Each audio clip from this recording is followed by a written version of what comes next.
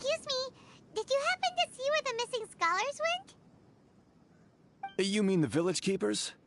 Oh, let me think. When I was eating dinner the other day, I saw one of them by the side of the road, muttering away and eating mushrooms and tree roots. They shouldn't go around eating that kind of stuff. Okay. Did you notice anything else? Anything else? No, I think that's all I have to tell you. Sorry.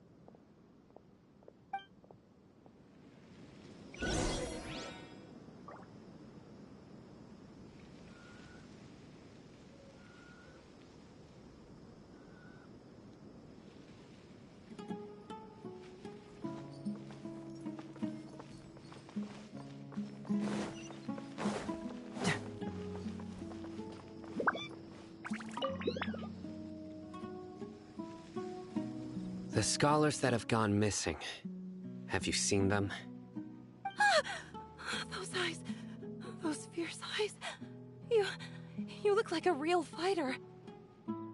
Don't change the subject. Right. You were asking about the the mad scholars.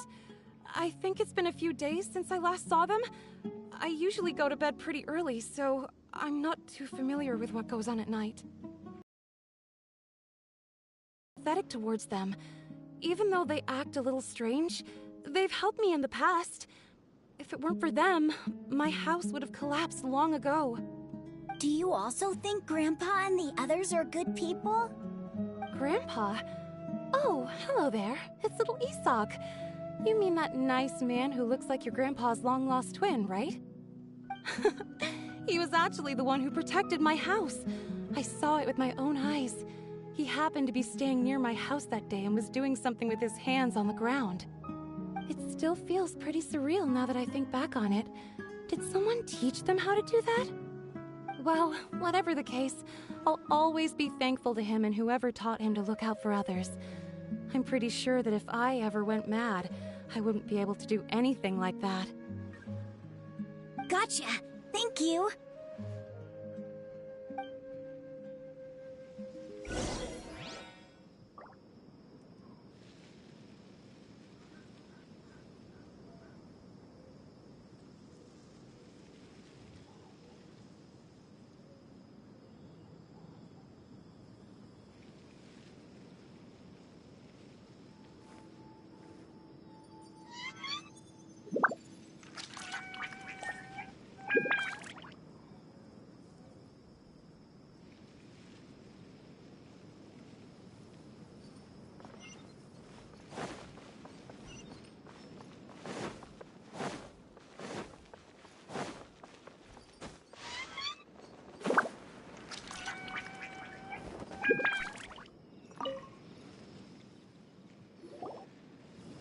Sir, have you seen my grandpa recently?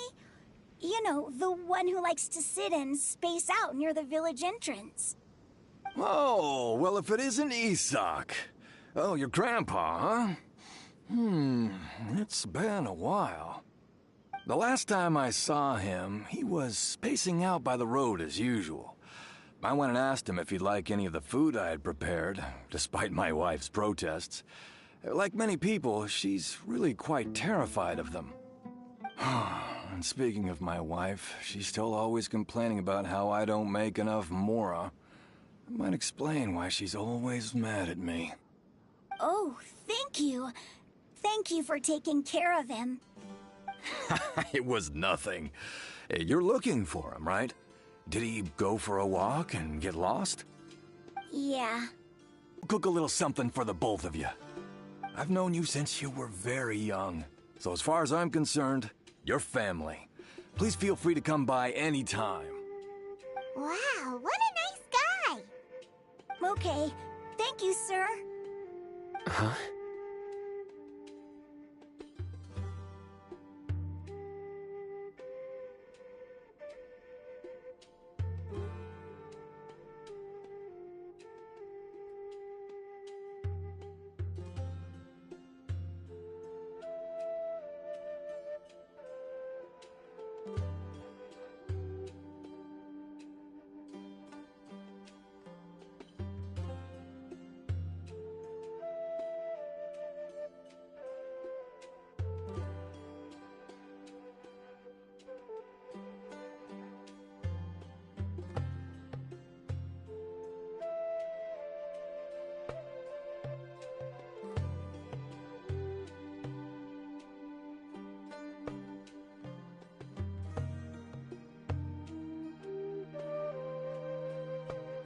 Don't say anything for now.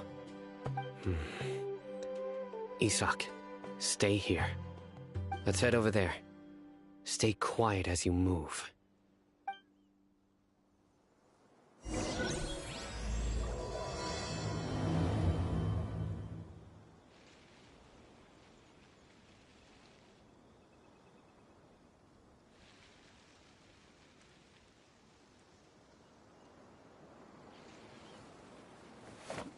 Join the Eremites and embrace a wonderful new life.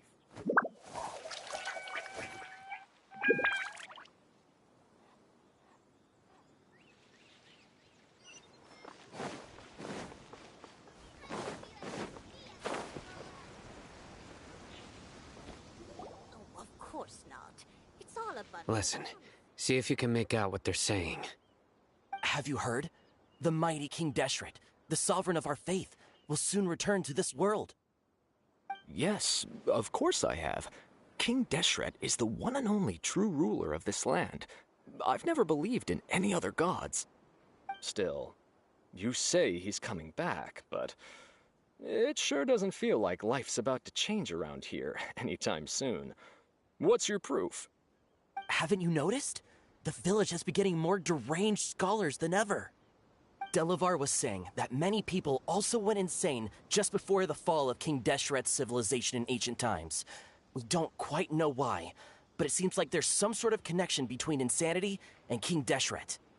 Isn't it a sign of King Deshret's power that all the mad scholars have disappeared? If you ask me, they must have been chosen as the final sacrifice for King Deshret's resurrection. Huh. Now that you say it, that does make some sense. Does this mean our lives are finally going to take a turn for the better? Exactly. Those city folks will get what's coming to them. Now, repeat everything you've just said from the very beginning. Huh? Who are you? Where did you come from? My patience is running thin. You heard what I asked.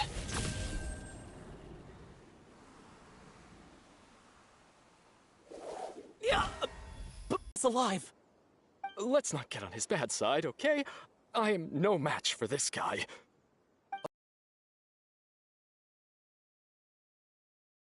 Tell me about King Deshret's resurrection. Well, I only know a few things from hearsay. I went for a drink the other day and heard others talking about a rumor that the madmen will disappear and that King Deshret will return to this land. I'm not making this up, I swear! Hey, go on. Keep talking. It's true. It's all true, sir. We desert folk have had more than enough of those people at the academia. They keep sending us all their mad scholars and won't let us have a good life. Would you want to live like this if you were in our place? The radicals were even more thrilled than me when they heard the news. We're all praying for King Deshret's speedy return. Delavar also said that once King Deshret returns to our side, it's only a matter of time before we conquer the land on the other side of the wall. They're all willing to serve under King Deshret and fight for a share of the glory. Is that so? Seems like he still wants to know more. Keep talking. Got it! At first, I told myself it was just the drink talking, but then all the mad scholars vanished without a trace, just as the rumors said. Please don't beat me up just for mentioning these rumors. If I'm guilty, then everyone else around here is also guilty. I'm just saying what the others said.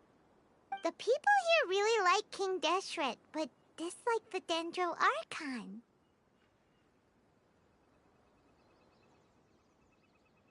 Where is this radical person you talked about? I haven't run into him over the past few days, so he probably hasn't been around the village. What about you, man? Have you seen him at all? No, not at all. We wouldn't dare lie to you. He's really not here right now. Sounds like you're not too close with the radicals. No, of course not. All we know are their names. I have many ways to stop you from talking. And many others to stop you from sending warning messages. So you'd best just stay home And hope I don't hear of you trying to contact anybody. Don't do anything until I've gotten to the bottom of this. Try something foolish, and even Candace won't be able to protect you. Yes, yes, got it. We'll do just as you say. That scared Paimon half to death. Sino is pretty terrifying.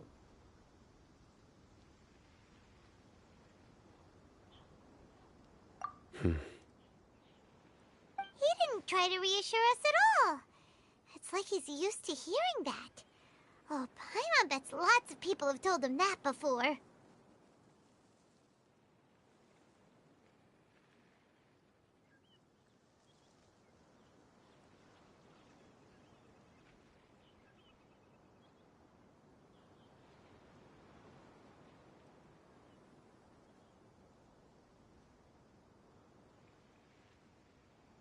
I heard that. Sorry.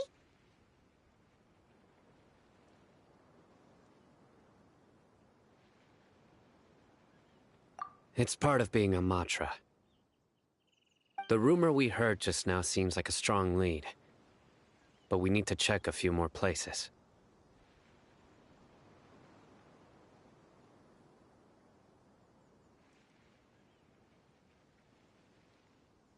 Very well. Isak! I'm here. Where's your grandpa's house?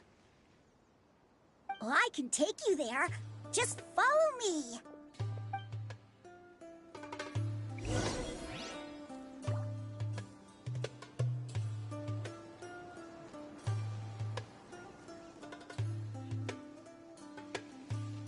Join the Aerolites and embrace a wonderful new life.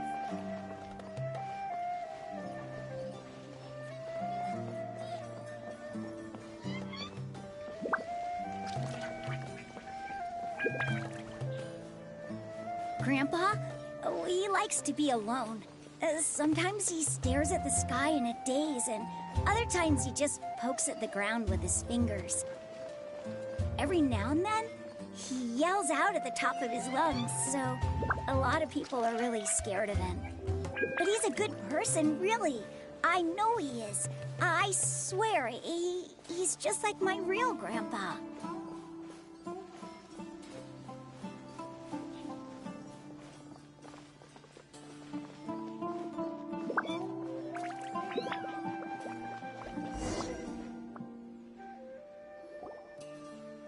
This is where Grandpa usually stays. There sure isn't much here.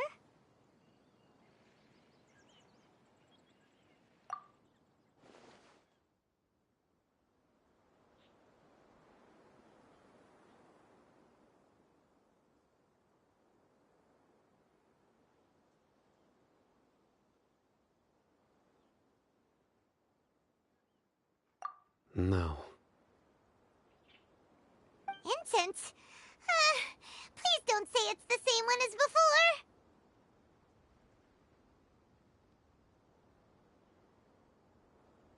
But are you okay? Are you getting dizzy or need to lie down? There's a scent that you can sense, but I can't. A certain traveler here once passed out from that smell. Thankfully, Tighnari saved the day. And then he gave us a long lecture to explain all about how it worked. So, you know Tighnari. Huh? You know him too? Are you two friends? Yes. Now that I concentrate, I can also make out the scent of incense. Wait, surely Tighnari didn't lecture you too? No. No need.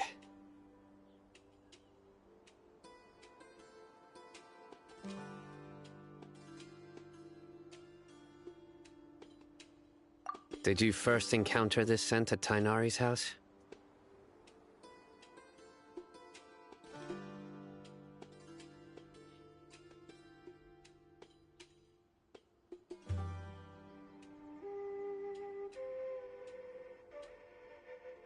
In the forest. From a scholar.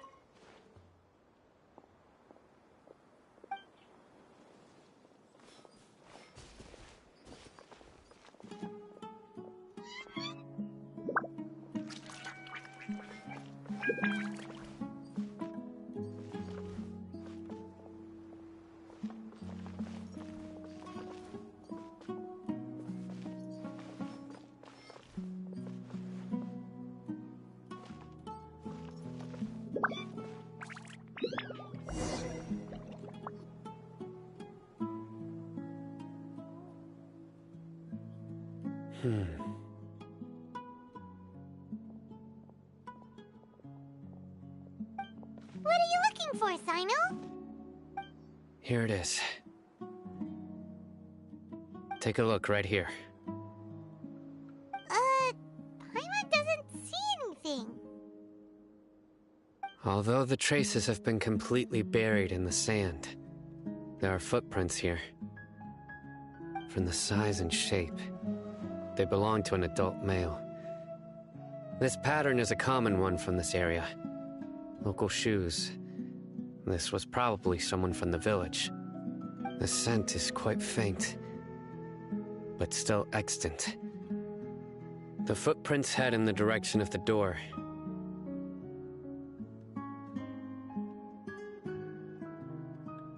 But who would come looking for Grandpa? He doesn't have any friends. We'd have to ask whoever lured him away with the incense.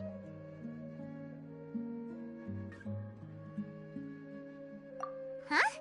So you can lure someone away with just a scent? Hey! What's wrong with liking good food? Everyone's got something they love in life. Exactly. Most scholars are fond of incense, since the smell supposedly helps them clear their minds and discover new knowledge. Even deep within the clutches of madness, they still yearn for their knowledge-seeking days, and will follow the scent whenever it presents itself. No, Grandpa. So, someone's taking advantage of their weakness? Huh. Still, why would anyone want to abduct all the scholars?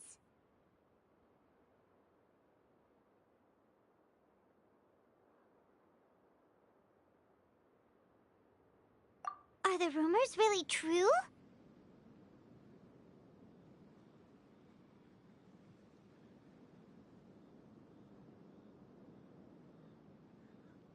Could the disappearance of all the mad scholars have something to do with the radicals? It's highly likely. Please, you have to save my Grandpa. Grandpa's never done anything wrong. Please help him. Sounds like we'd better help get him back. Don't you worry, Isak. We won't let whoever took him get away with it. Let's head to Aru Village and inform Candace and the others about what we learned here. After that, we'll set off to find the scholars.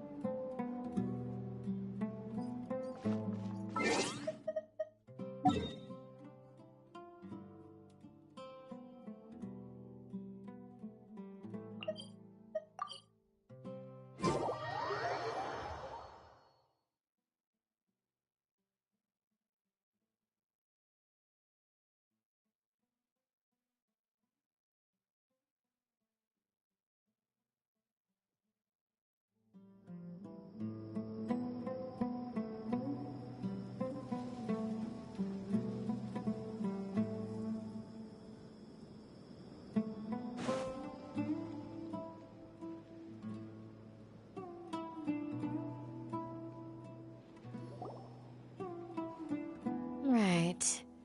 The darker fabric definitely looks a lot better. That'd be my choice, too. We're back, Candace! We've got a lot to tell you. Ah, welcome back. Sounds like everyone's friends already. Oh, Dia's here too! You bet. So, everything goes smoothly? Reasonably. Alhaitham didn't go with you? We haven't seen him at all. Huh. I saw him around the village entrance earlier and figured he was investigating with you. I guess he must have gone off on his own. Did you find out anything useful?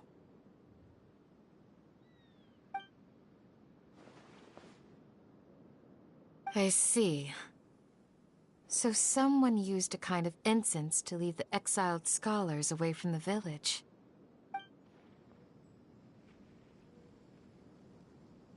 The resurrection of King Deshret? First I've heard of it. Far as I know, the kind of incense you just mentioned is only popular beyond the wall. Scholars are fond of it, but as you can see, there aren't many scholars still studying around these parts. No seller would be able to make a profit here. Not to mention, making incense is a labor-intensive process. You won't see anybody in the desert with the patience to make or sell something that requires that kind of effort. It seems someone from beyond the wall must have been supporting this. Makes sense. So what should we do then? Do we go back to the academia and search for leads there? If it was any other day, that would be your next logical step. But today, you've got me on your team, so you get an extra tip. Didn't you say that the villager got his news from the tavern? Well, I also like to drink at the tavern, so I know a thing or two about these radicals he mentioned. If Paimon remembers correctly, the leader of the radicals is some guy called Delavar. Ah, yeah. Delavar, the scar-riddled bandit, Engur, the wide-eyed butcher, and Jabari, the duck-tailed bearded crook. The whole lot of them are known around these parts.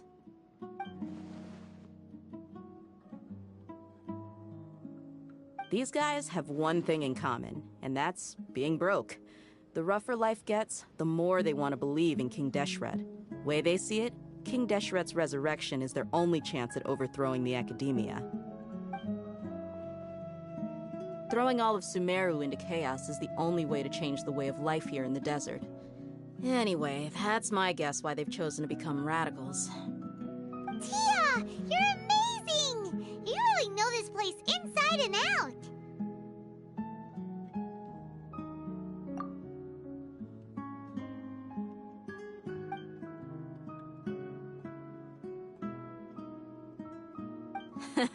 No merc can afford to slack off on gathering intelligence. Every more I've spent in the tavern has been a valuable investment. Let's head out. Now hold on, you're staying right here, Sino. Why? Aru Village is not a big place. Outsiders stand out here like a sore thumb. I'd bet word about you has already gotten out. The desert is unforgiving, so the way of life here is also a lot tougher than on the outside of the wall. You survive on making connections out here. Compared to you, mercs like me are just third-rate amateurs. I've got no actual fighting skills to speak of, but that also makes it a whole lot easier for me to gain the locals' trust.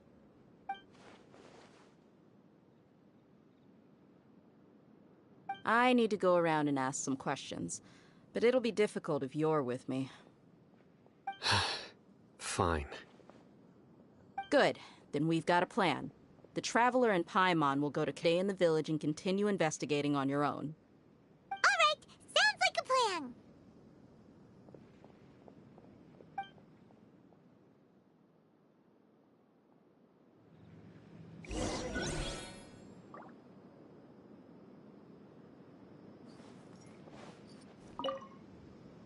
Sino, please don't take offense. I'm sure Dia just wants to help everyone solve their problem as quickly as possible. That's why she can be so straightforward at times. I don't mind. Ah, I see. Well, from the way you were staring out into the distance, I thought you might have been mulling over Dia's words. No, I'm used to being treated that way. It's natural to fear strength. I take no objection to it.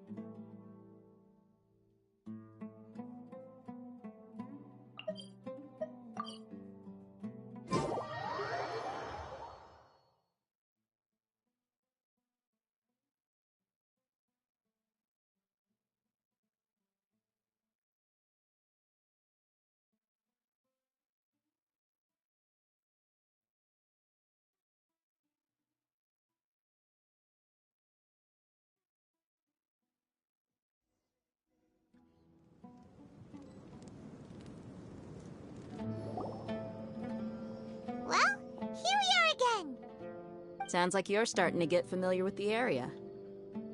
Paimon's amazed every time we see the wall of Samiel. How can a wall this tall even exist? It's almost unreal. I know what you mean. I had the same question every time I walked this way when I was a kid. Also, why is this high wall here? And can a wall really block sandstorms? It was only after I grew up that I realized the wall of Samiel isn't just there to keep out the sandstorms. It serves a more important purpose, keeping out people like us. Sumeru is run by wise and mighty sages. To them, us desert dwellers are nothing but tools that can be used and discarded at their whim. We're cheap labor, like livestock, but easier to control. Nothing more. Even if a child from the desert got the chance to obtain an Akasha terminal, almost all their requests for academia believes we're underserving. Geniuses like Sataria are 1 in a million. The other children never get a single chance to try and rewrite their fate, even though the academia knows very well that we're humans, just as they are. That's terrible. I would tear down this wall with my own hands if I could.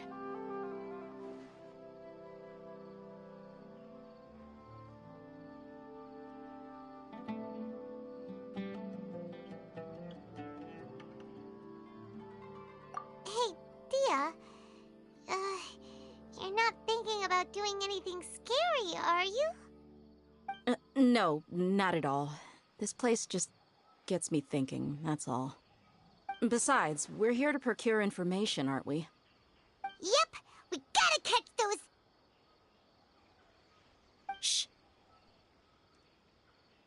Caravan Rebot is crawling with people, so be careful what you say. We don't want anyone to find out what we're here for. Our mission started the moment we arrived here. Let's go check out the tavern. Maybe we'll find someone I know.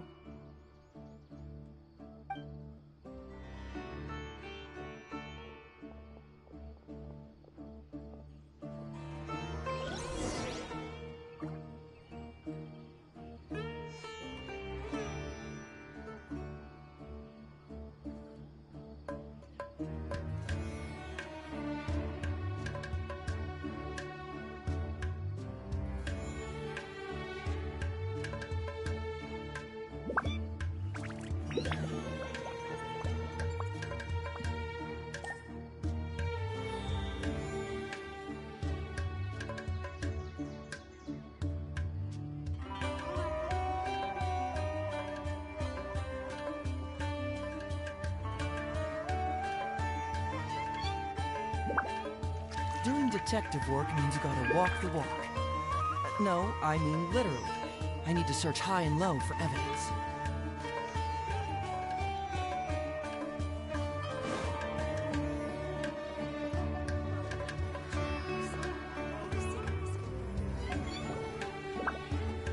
Just our luck. None of them are here today. You mean, you don't see anyone you know? Dia, is that you? What a coincidence. You here for a drink too? Zaki. Finally, a friendly face. Oh, and who do you have with you here? Guests from another land?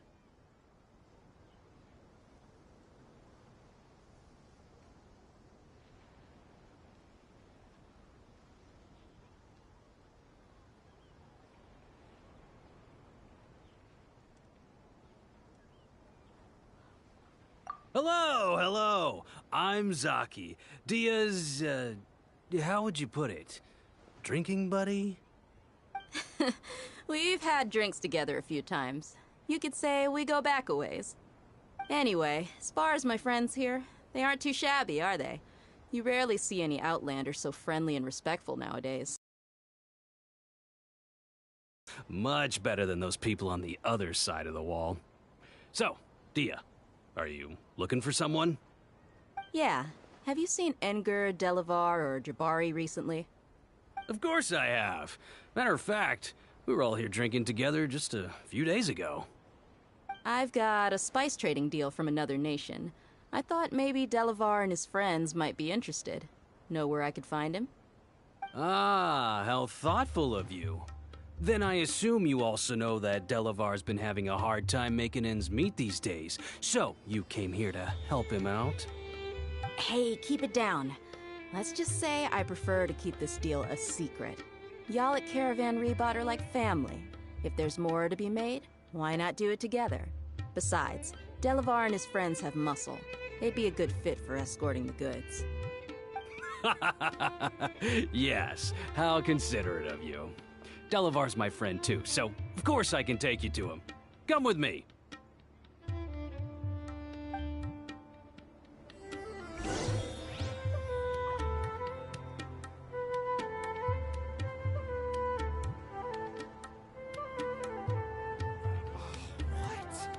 He's not at the hotel today?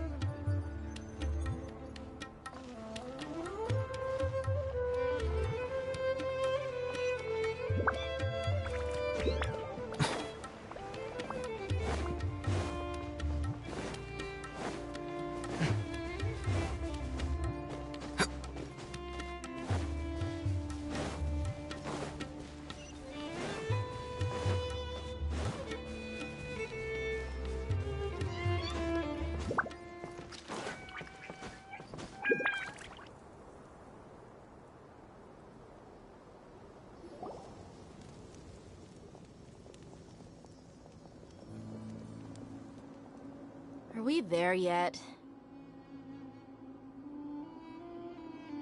Yep, this is the place. This place is practically deserted. What are they doing in a place like this?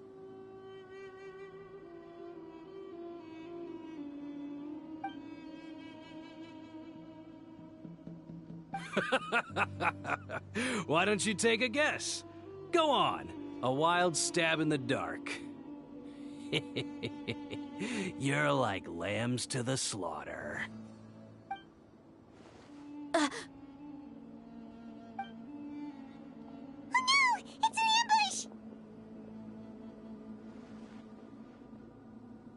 ambush! What's this all about, Zaki?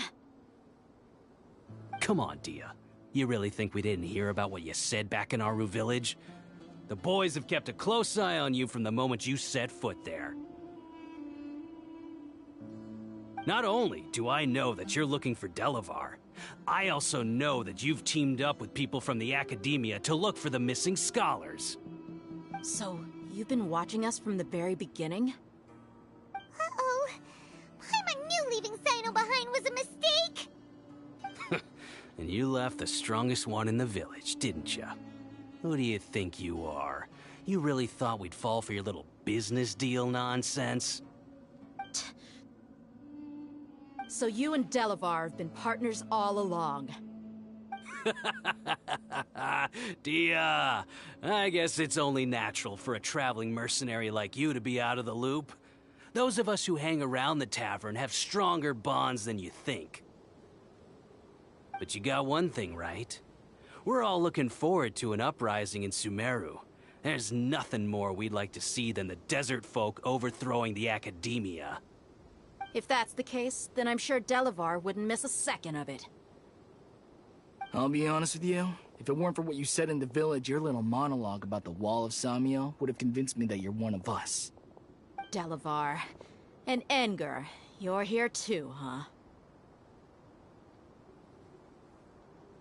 Long time no see, Miss Mercenary. You should have known the traitors are what us followers of King Deshret despise the most. Dia, I thought that you, a fellow desert dweller, would understand why King Deshret is greater than the Dendro Archon. Little did I know, you don't deserve to join us. Yeah, gee, what a missed opportunity. Adopting radical views and kidnapping innocent scholars, all because of some baseless rumors. Anything else I'm missing out on? See? There you have it. Mercenaries are just a bunch of faithless scum with only one thing on their minds. Mora. Pathetic. You're all like a pack of street rats. You're not wrong. Mercenaries are driven by Mora, and my faith lies with whoever's paying me. As long as there's a profit to be made, anyone can become my friend. Enough talking! Get him!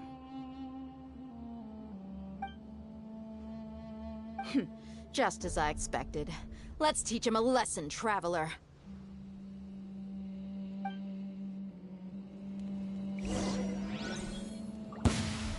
Following orders. A new punching bag. Take that! Right here. Emerge.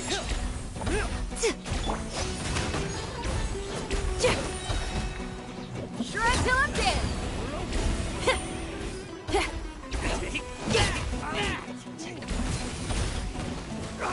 Come on now. Right here. Right now.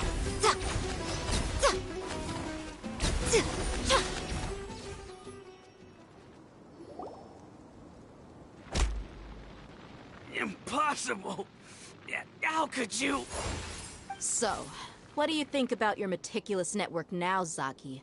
How did you say it? It's only natural for a traveling mercenary like me to be out of the loop. I'm guessing your informant told you that I'm just an incompetent merc with no real fighting skills, correct? I mean, that is what I said after all. And of course you would believe everything he reported. The only thing you know about me is that I'm a mercenary, but you've never seen me in action. Even though you heard we went to handle monsters together, you believed that Candace was the only one doing all the real fighting. That so-called Flame Mane is just a fraud. She admitted it herself. She just uses her connections to gain the trust of others. That's what you thought, right? Ugh. You lied in the village because you figured that we'd have people watching you. And you were stupid enough to fall for it. I figured as much the first time we drank together. You all thought you were so smart. Pathetic. Okay, that should be all of them. Whoa! So you've been planning this since we were in Aru Village? No task can be done without preparation. I just happened to notice a couple suspicious-looking people while you were out investigating. Oh, but instead of catching them right away, you let them report back. Those two who were snooping around were just a couple small fries. If we want to get the real catch, we have to be patient and give it some time.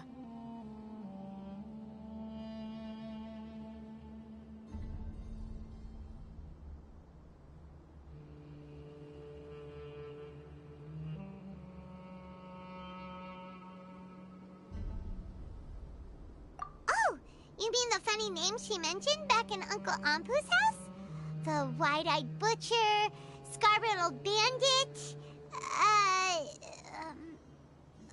Paimon can't remember them all. That's just a bunch of drunk talk. Edgar and Delavar like to talk themselves up when they're drinking. Edgar, the wide-eyed butcher, and Delavar, the scar-riddled bandit, are the nicknames they came up with for themselves. Alcohol has a way of making people share what they really think. So Edgar and Delavar are always rambling in the tavern about how King Deshret is a superior deity. What about Zaki? He's just a numbskull who fell right into our trap. Zaki was probably the best hidden of them all. My initial plan was to find Delavar first, and then try to track him down.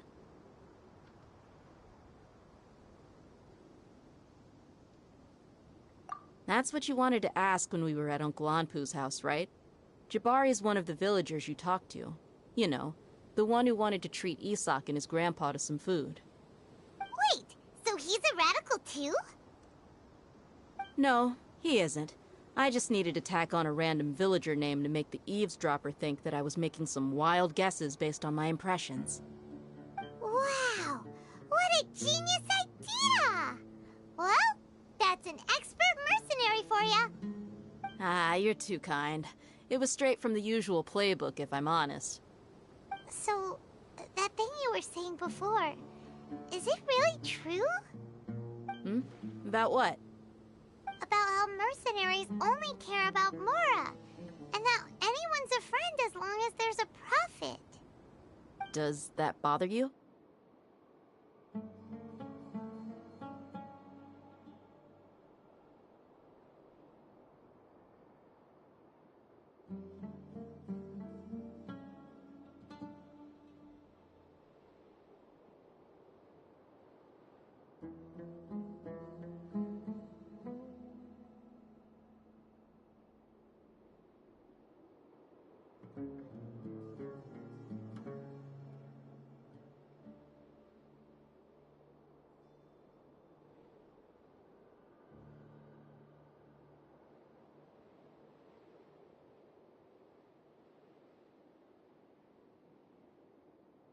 What makes you so sure?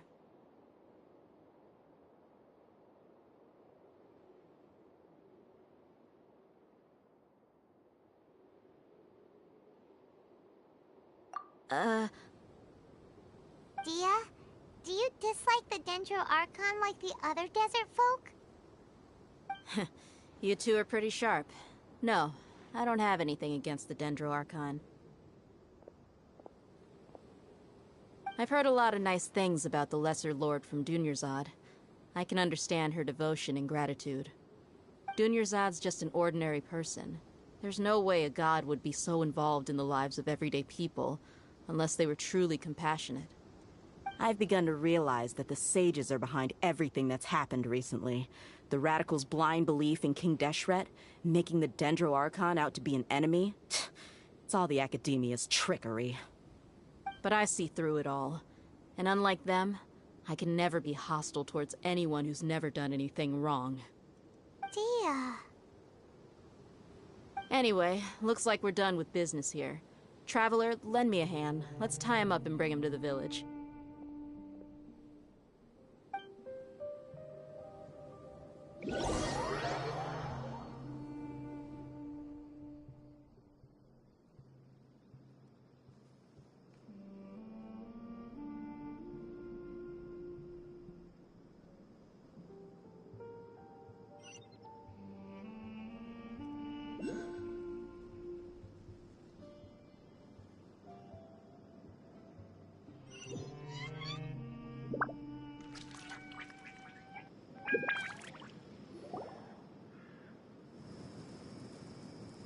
This should be all of them. I'll let you take it from here. All right. I'll be in touch. Until then, please stand by. Candace, do you need any help? Candace will be okay on her own. I trust her, so you can too. She's been guarding Aru village for quite some time now. If anyone is qualified to question the offenders, it's her. While I'm questioning them, why don't you pass some time by exploring the area? I'll meet you back here tomorrow morning, Traveler.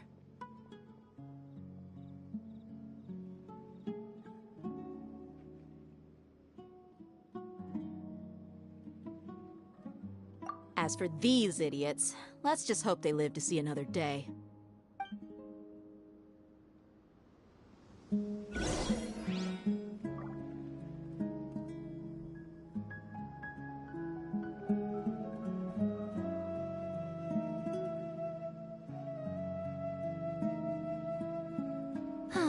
Traveling to other worlds is all that anyone seems to be writing about these days. Goodness knows what they find so disappointing about their own. Candace is an expert at dealing with people like this. All we have to do is wait for her word.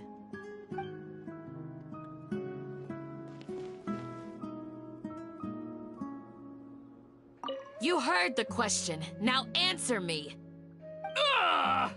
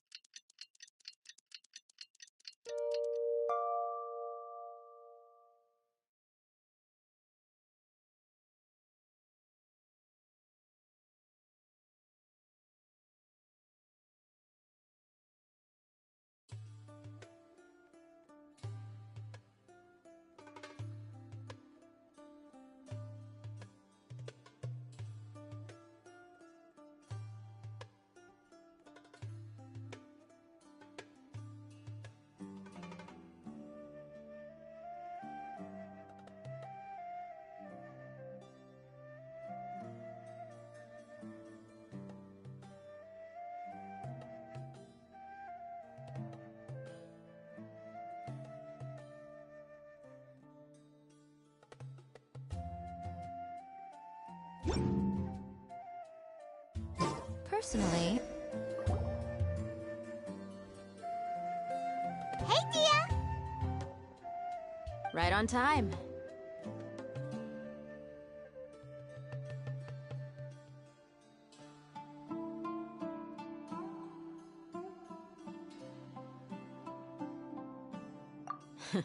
We'll know any moment now.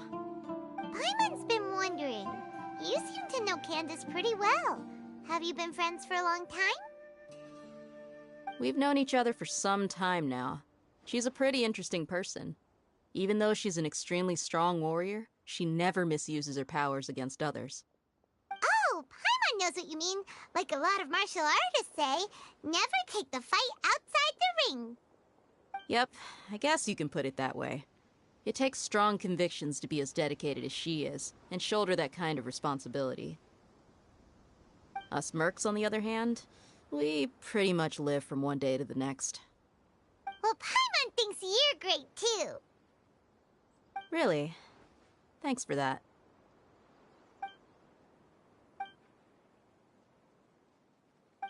Oh, Sino's here, and he's pretty early, too.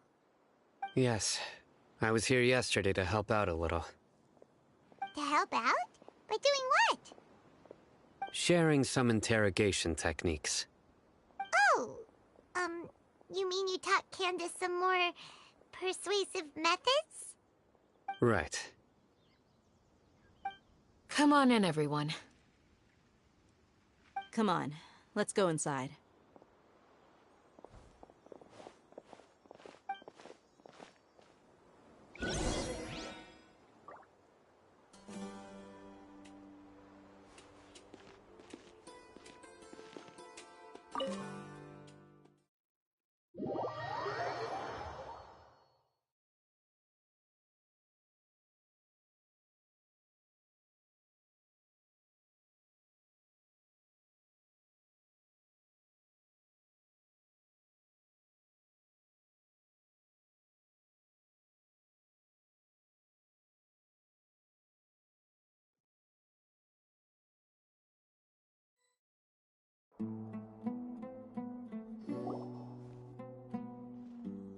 Candace, where...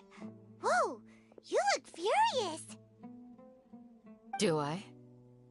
Huh. What gave it away? Oh, there's no mask that can hide true bloodlust. Cover up your eyes, and it'll... Still, it's perfectly understandable why I'm angry. I'm sure everyone present would agree. Yes, ma'am. Please, don't beat us anymore. We're gonna die. Well, looks like Sino taught her well.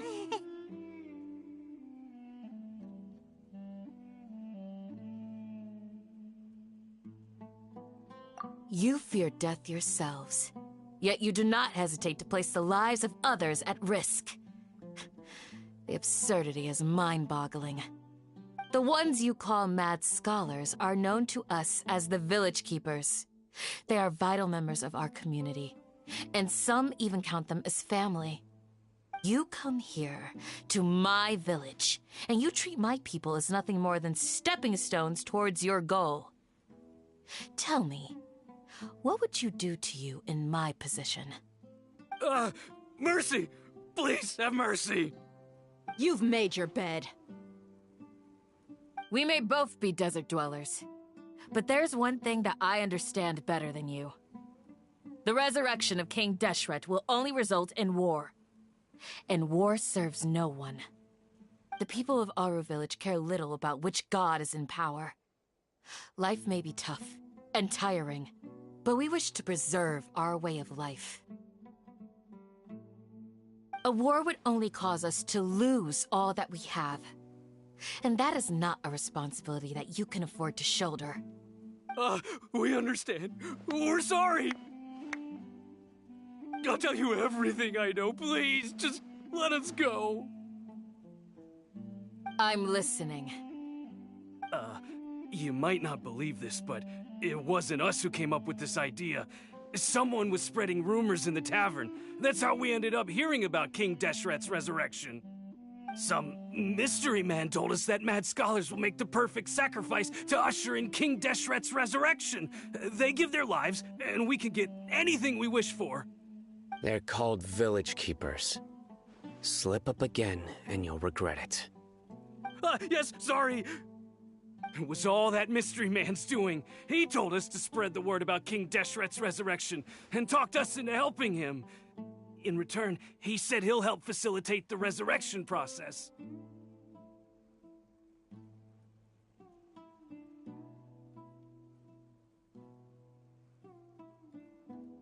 I'm not sure. That's one. Huh? One what? Strike. You get a total of 3. Then, you die by my hand. Wait, I'm telling the truth. We don't know anything. It was all him.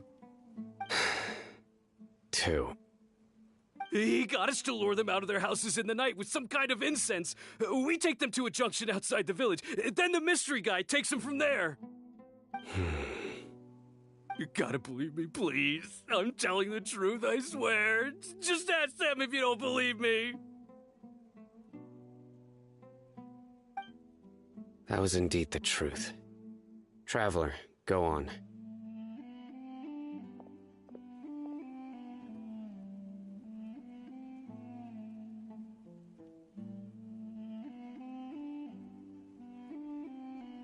You have to believe me. If I knew that, I would have told you his name right away. I'm not risking another beating to keep his secrets. No way. That guy, he wears a cloak, and he's always careful to cover his face. He calls himself King Deshret's envoy. I believe I may know what's going on. Uncle Anpu? What do you mean?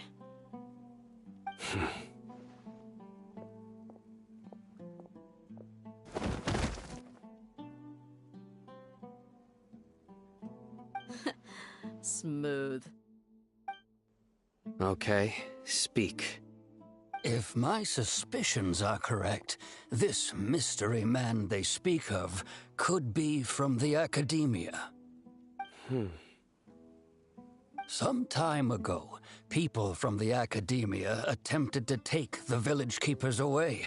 I refused, insisting that they are part of our community. It strikes me now that this secretive character shares the same goal they had.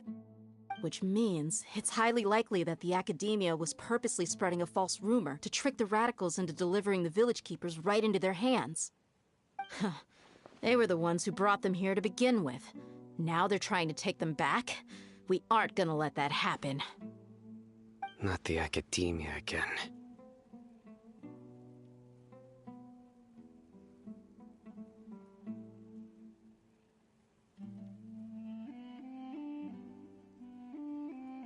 Just as I thought. But what could they want with the village keepers? People are nothing but tools in the eyes of the Academia.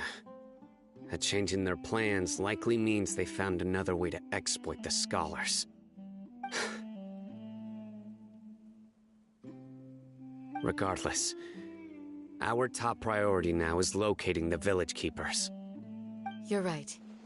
Isak is still waiting for news on his grandpa. Time to go. Let's leave the village and try to track them down. Yes. Pack up and get ready to leave.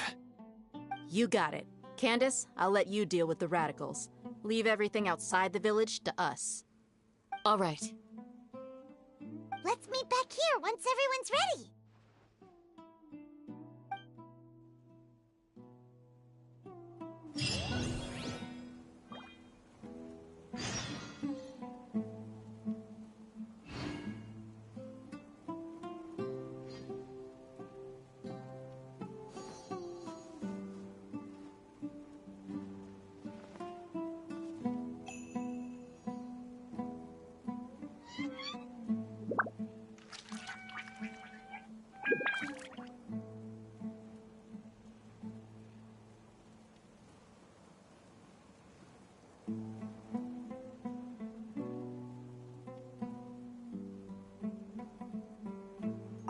What scheme is the Academia brewing now?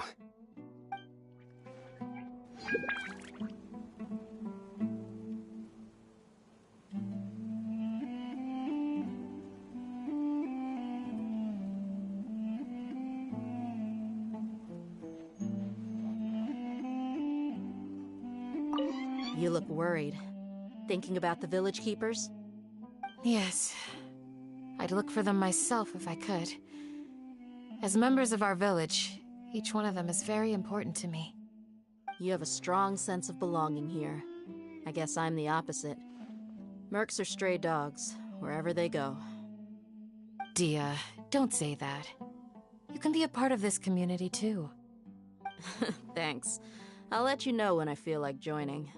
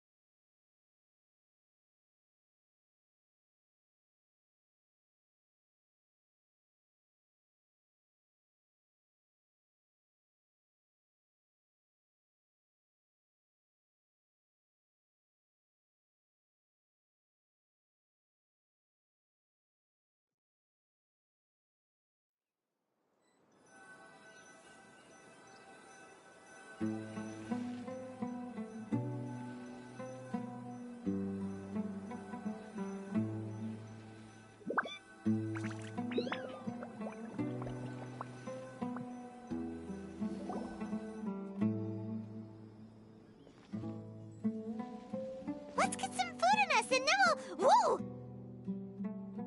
Where did you come from? Well, as you can see, I am merely sitting here and reviewing what we have deduced thus far. You were gone for ages! And now you're suddenly sitting here musing to yourself? Where have you been anyway?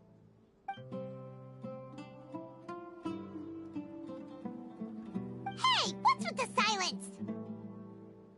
You never think things through before asking questions. I'm giving you some time to make up for that. Paimon's so mad! Paimon's gonna give you an ugly nickname!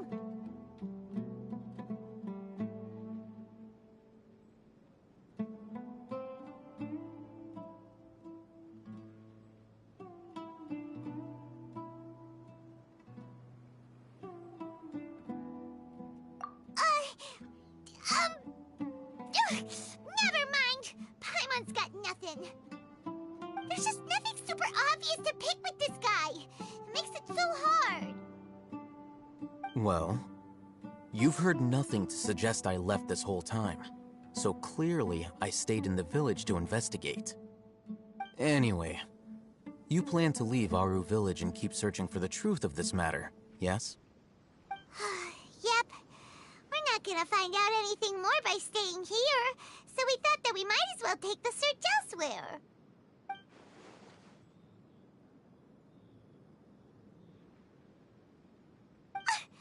Enough with the silent treatment! No. I'm just surprised that you decided to team up with him. Alhaitham, you haven't helped us out at all ever since we arrived at Aru village. Bold of you to question our choices.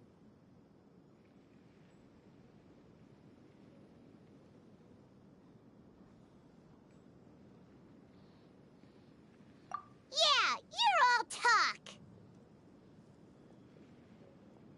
While you were investigating, I had my own work to do, which I've now finished. Really? Paimon doesn't believe you. To be honest, we aren't really a team, so I have no obligation to inform you of my whereabouts. Not to mention that going separate ways allowed me to find some important information that you all had missed. Huh? Right here in the village? Correct. What did you learn? I'm going to take you to someone. But before that, you need to understand where she's coming from. What does that mean? How do you think the residents of Aru Village feel about what we're doing?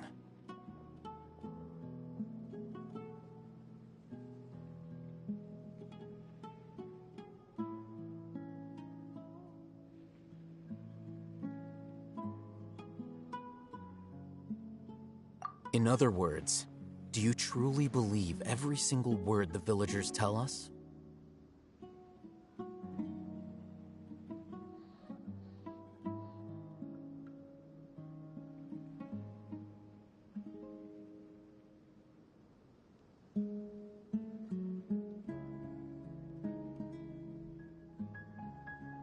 You mean some of them lied to us? Hiding the truth does not necessarily equate to lying. Again, these people have their reasons. Remember what Gandis said? Most people in Aru Village don't necessarily care which deity is in charge of Sumeru.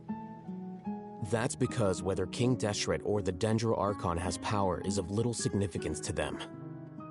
By contrast, the perils of their daily lives are ever-present concerns. They won't simply share everything they know with you without good reason.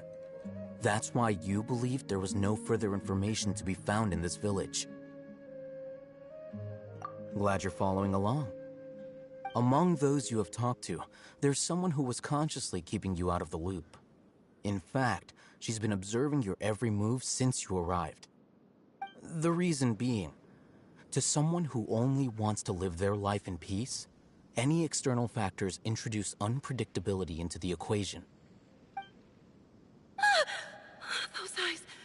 Those fierce eyes. You look like a real fighter. Don't change the subject. It's quite obvious that she's intimidated by Sino's authority and strength. Right. You were asking about the the mad scholars. She corrected herself mid-sentence because she's aware that there are King Deshret fanatics in the village.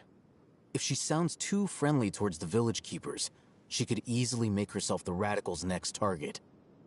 I think it's been a few days since I last saw them. I usually go to bed pretty early, so I'm not too familiar with what goes on at night. Remember? She made a point of denying her involvement in anything that occurs at night. But honestly, I feel quite sympathetic towards them. Even though they act a little strange, they've helped me in the past. If it weren't for them, my house would have collapsed long ago. After speaking to the village chief, it became clear that the village keepers had protected Aru Village at night. In other words, the young miss was very much awake during that time. Then why would she lie?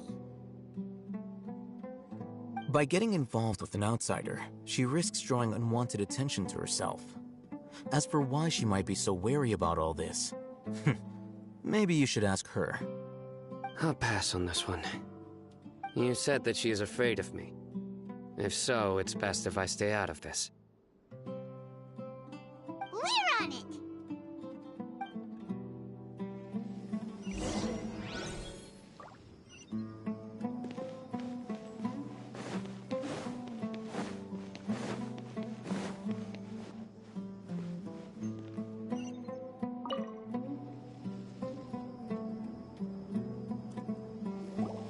Miss Shawnee, as we discussed earlier, I've brought someone with me.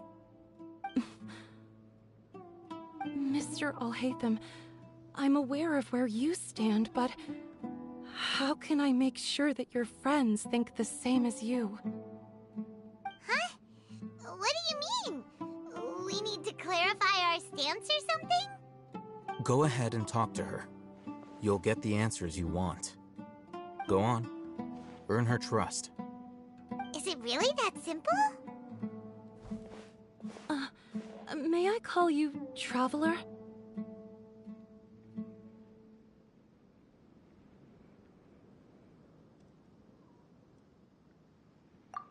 Hi, Traveler. I want to ask you something. Do you think the resurrection of King Deshret can truly change Sumeru for the better?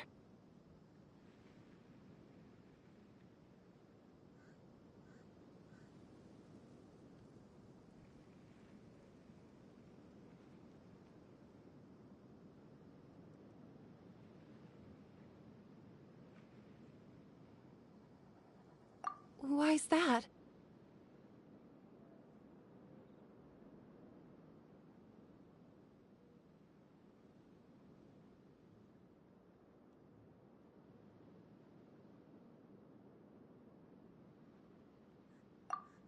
That's very similar to what Miss Candace says. I know you two are friends.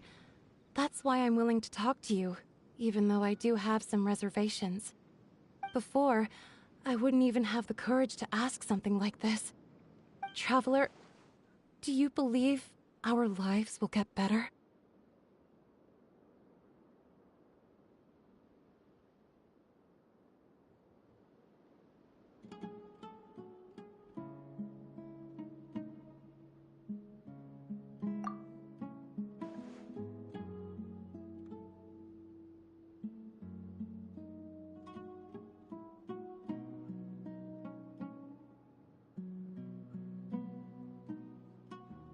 Yeah! We came here from another nation, so it isn't wrong of you to be weary. And we aren't really residents of any one nation. But even so, we've met lots of people from different places, and we've always fought for what we believed in. We have friends in Sumeru, and we want to help them. That's why we decided to stay here for a while.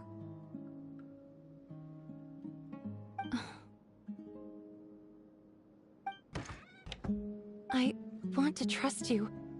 My apologies for posing my questions like that. To be honest, I didn't expect you to come back for more information. Al-Haytham told us you have your reasons. It's okay. We understand.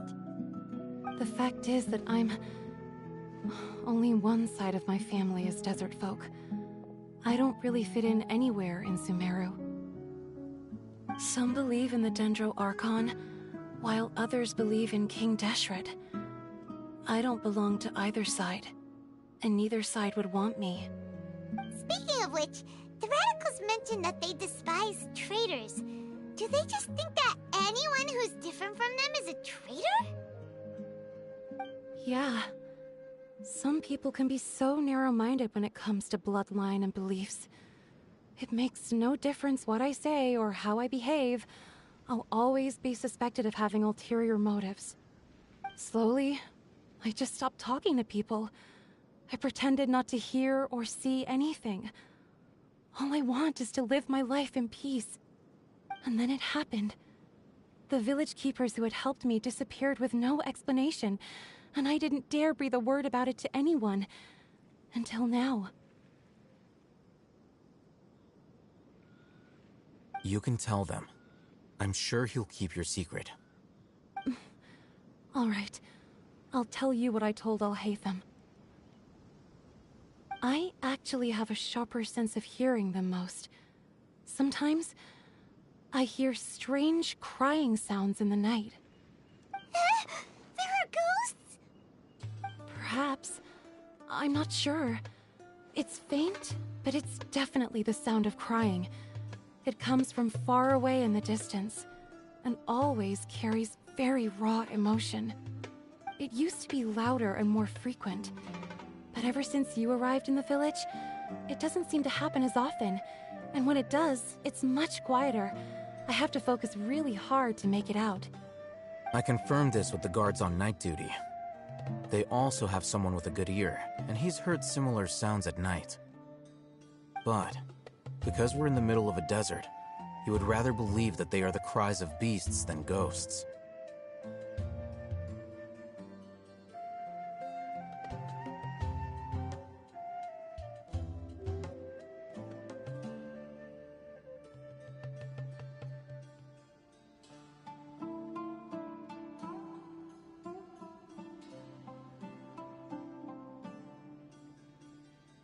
There's really nothing around these parts, except for an old hospital not far from the village. I think they used to use it for treating Elazar, but it's been abandoned for years.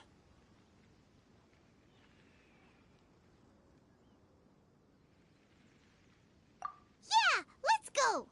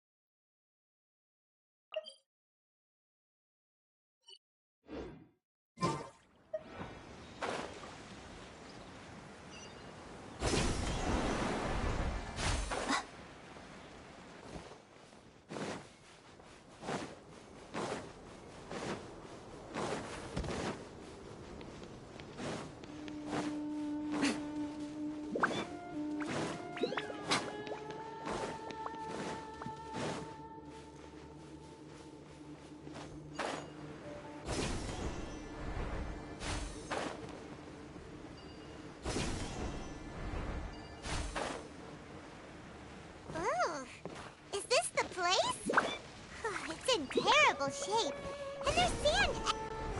Ah! Monsters, watch out!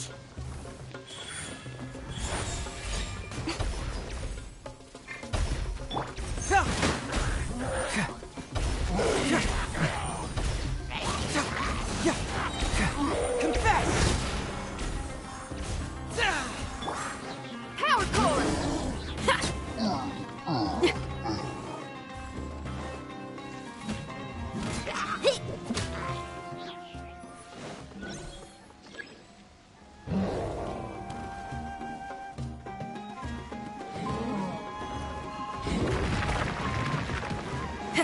Feel the beat!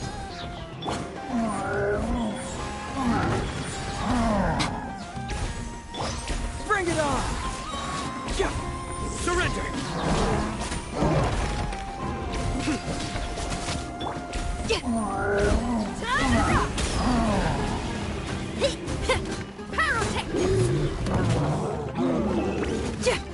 Show them. Emerge. Futile!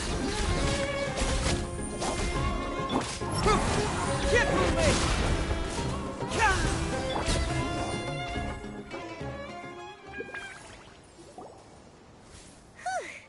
They were easier to deal with than Paimon had expected.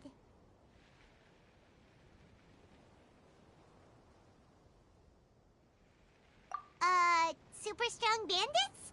Or monsters taller than buildings dropping out of the sky? Or, something like that. He looks super serious. We gotta stay on our A game too. This is the one.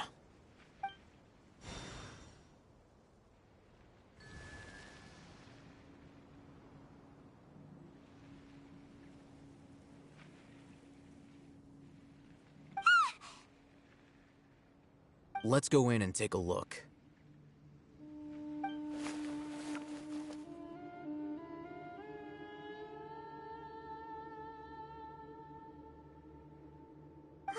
Hey, we haven't found squat. Are you sure we aren't wasting our time here? Patience. Shawnee says she only hears the crying at night. We have time to burn. Until then, I'm taking a break. And just like that, he sits down. Wait, he even brought a book to read? What are you reading? Let Paimon see! Okay, sure. Huh? The natural position. which is the positional propensity of an entity in natural motion in contrast with an object in forced motion? Huh? When free from external influences, every entity displays the tendency to follow its natural trajectory? So, you got that? Oh, Paimon gives up. You keep reading your book. See ya!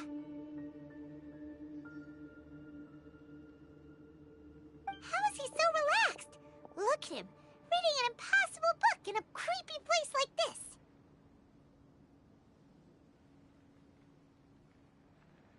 Hey, what good is that gonna do for you? You're acting like one of those annoying grown-ups who go around nagging people to focus on their studies.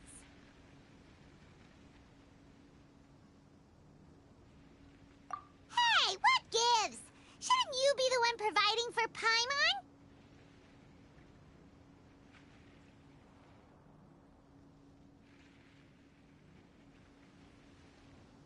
Oh, right. Okay then. Thank you for working so hard and earning so much more. If it weren't for you, Paimon would probably still be floating around in the ocean somewhere. Thank you.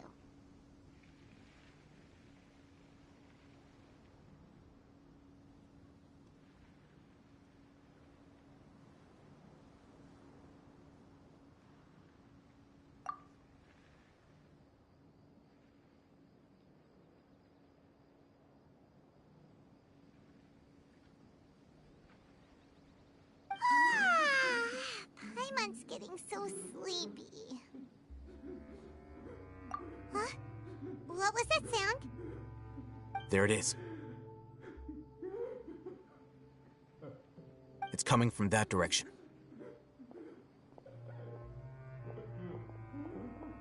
Is the sound coming from here? Huh. Paimon's not seeing anything.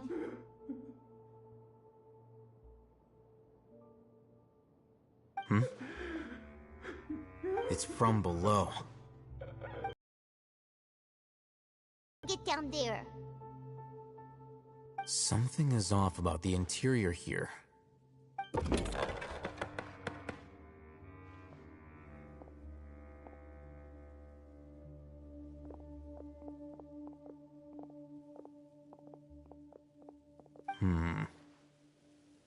As I thought, there's a hidden structure. Wow. It's like they tucked another hospital into this one. Oh, it looks like there are other mechanisms around here. Let's keep exploring.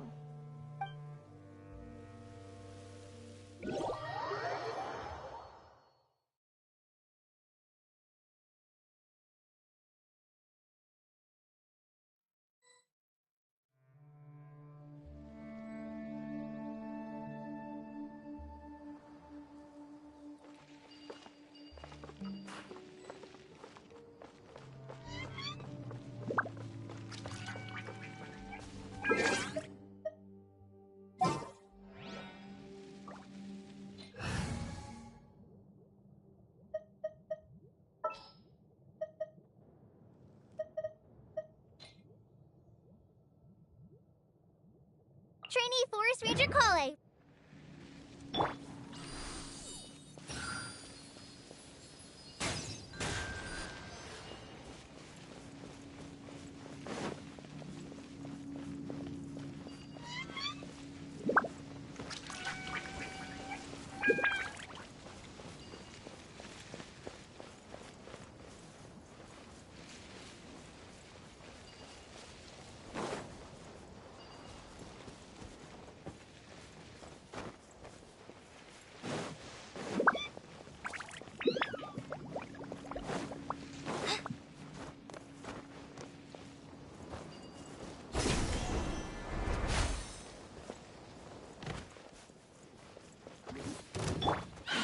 Feel the beat! Come on out. Right here. Ha! Light this on for sun!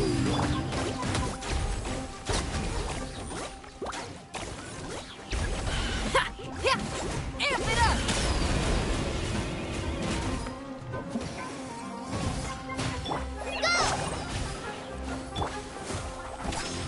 run! Power core! Emerge! Futile!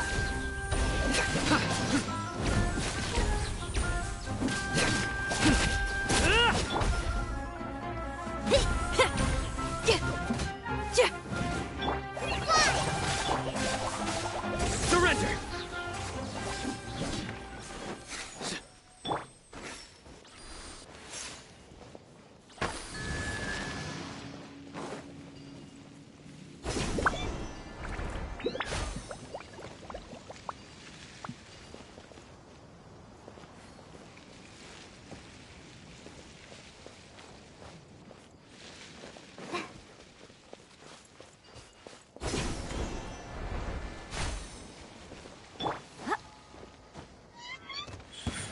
Right here, right now. Pyrotechnics! Yeah.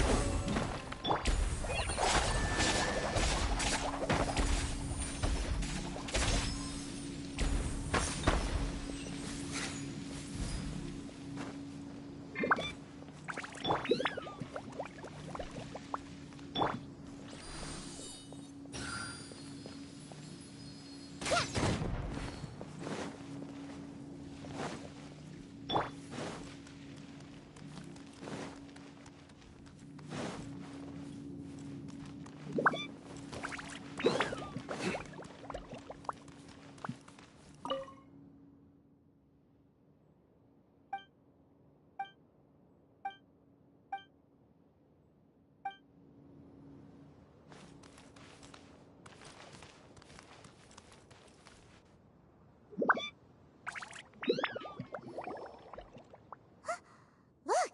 There's someone over there!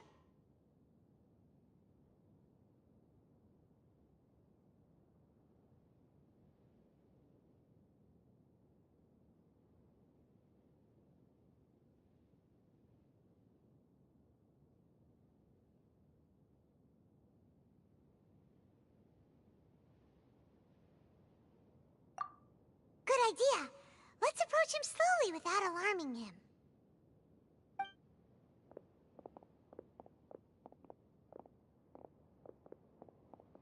Wait.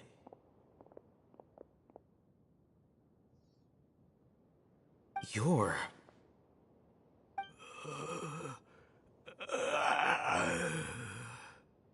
He can't speak, and his eyes are unfocused. But he looks too young to be anyone's grandfather. Also, why is he the only one here? Didn't expect to see him here. You know him? He's Razak, a senior of mine at the Academia. He's a scholar too? Is he the kind that holes up in a forest and mumbles stuff about training? No. And that's the problem. Razak was never involved in any of those things.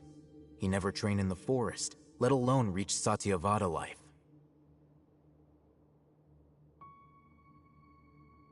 Leaving that question aside for the moment, him here. Perhaps they simply didn't have time to come back for him. There are drag marks on the ground. They're clearer by the doorway. Someone was forcefully drawing a cart that was loaded with something heavy. Loaded with people? That is one possibility.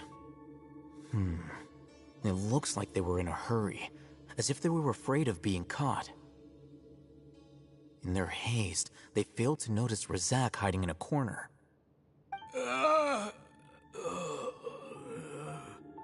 The symptoms are identical. Looks like we found living proof. Huh? Why do you say that? Allow me to jog your memory. Recall your time at Port Ormos. Don't you think his symptoms look familiar?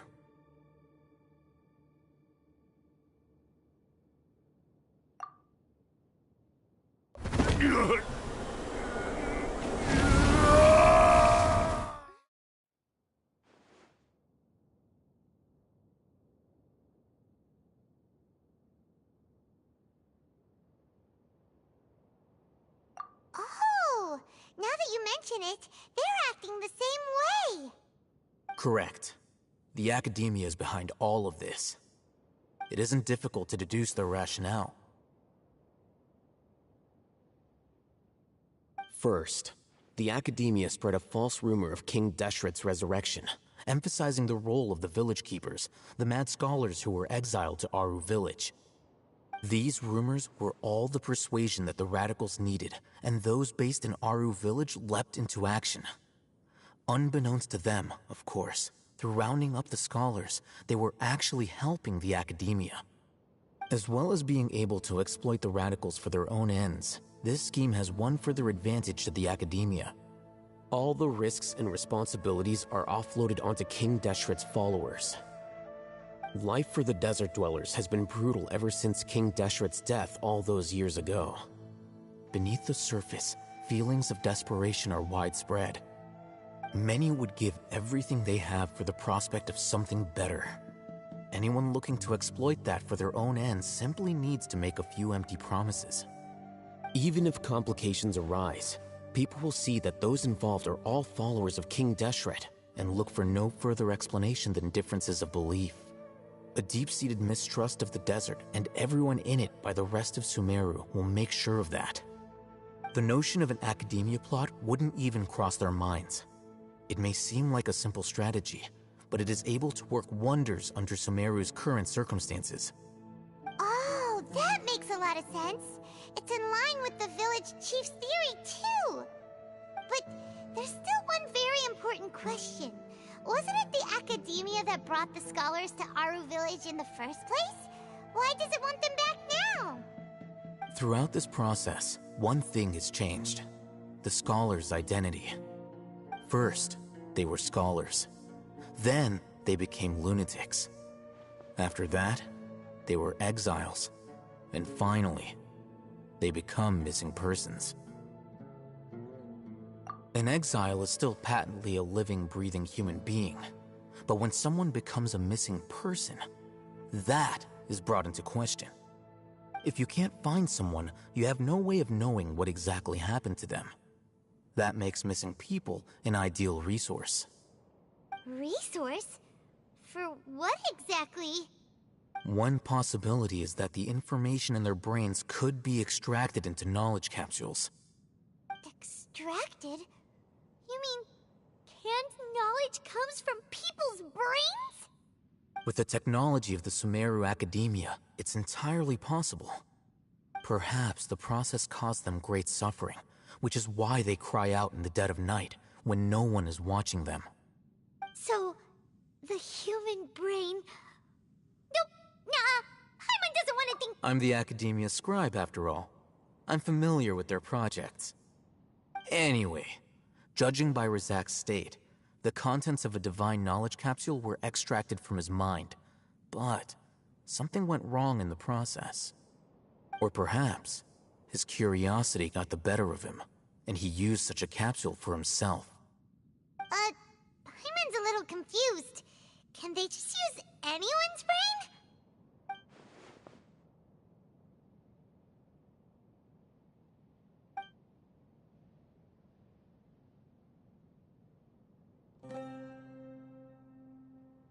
The look on your face tells me you've realized the answer.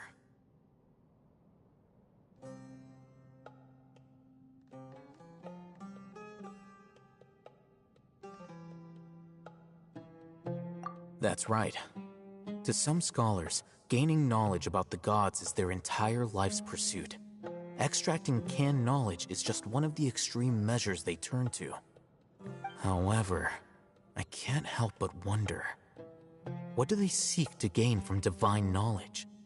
The Academia is going out of their way to look for forbidden knowledge, but what is their ultimate goal?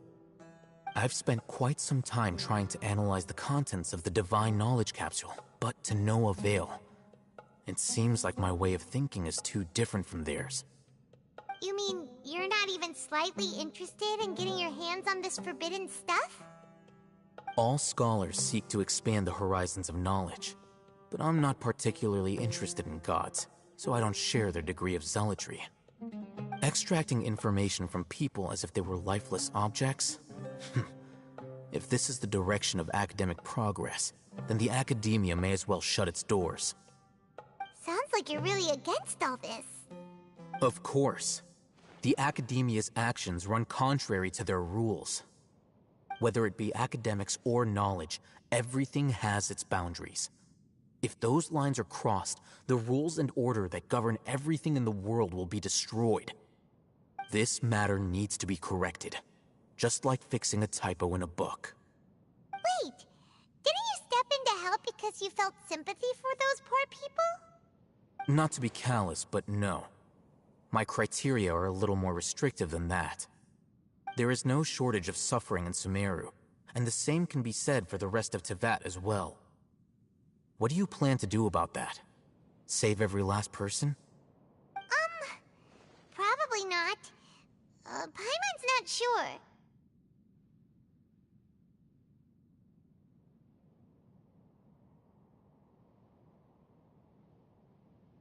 You can say that. Simply put, I don't blindly place my faith into strength or heroism. I do what I want. The Divine Knowledge Capsule is something I want to investigate in full. That doesn't mean I'm willing to take action for the sake of a few strangers.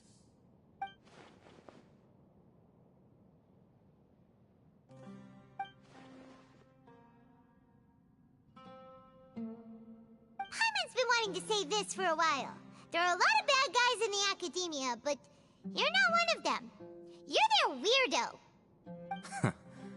You're probably right. Though I must say, I quite enjoy this feeling of being the odd one out. Uniqueness is also an asset, is it not? Wow, that's a great way to think about it.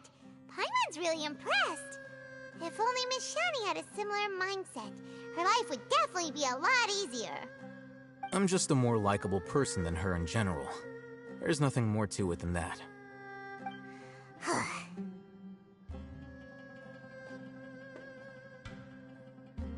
He won't last long if we leave him here. Let's take him with us. We'll work out our next step after we return to Aru Village.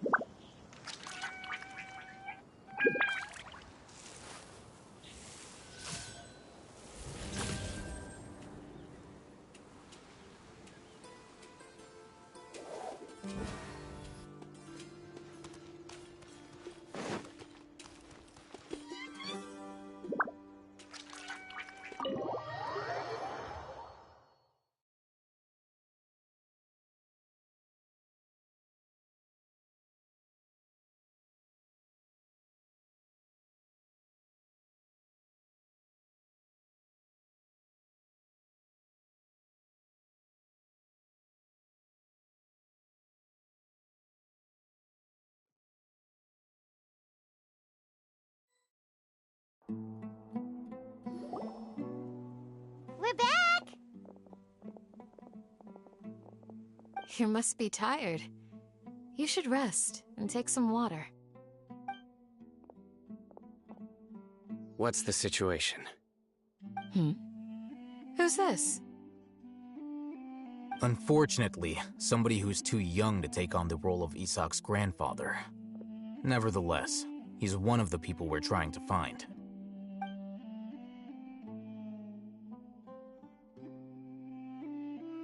So, at one point in time, the abandoned Elazar Hospital served as the Academia's site for extracting divine cant knowledge. Yep, pretty much. Their plan must have been implemented at some point before we arrived at Aru Village, since divine cant knowledge has been in circulation for a while now. Yet, they fled once we were headed to the village, almost as if they knew we were on their trail. Why is that? Yeah, why is that? We may have a mole in our midst. One of us could be secretly revealing our whereabouts to the Academia. Huh? Are our friendships that shallow? Looks like none of you have realized wherein lies the issue.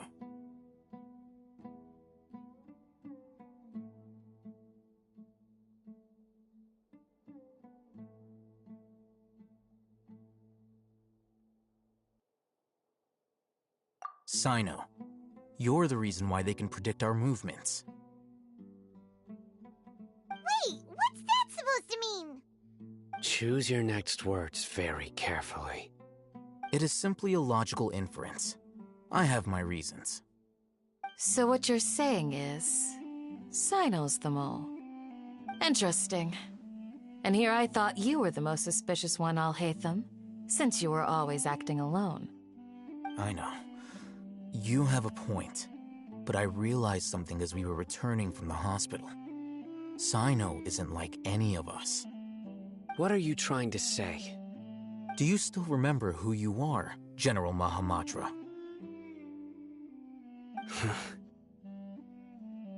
As a Matra, you are no doubt privy to certain kinds of information. Before you can take action against someone, you are required to have all the facts available, including the less than savory details. Simply put, the Academia has traditionally allowed you access to a wealth of sensitive information. Knowing their modus operandi, wouldn't you expect them to take precautions against you?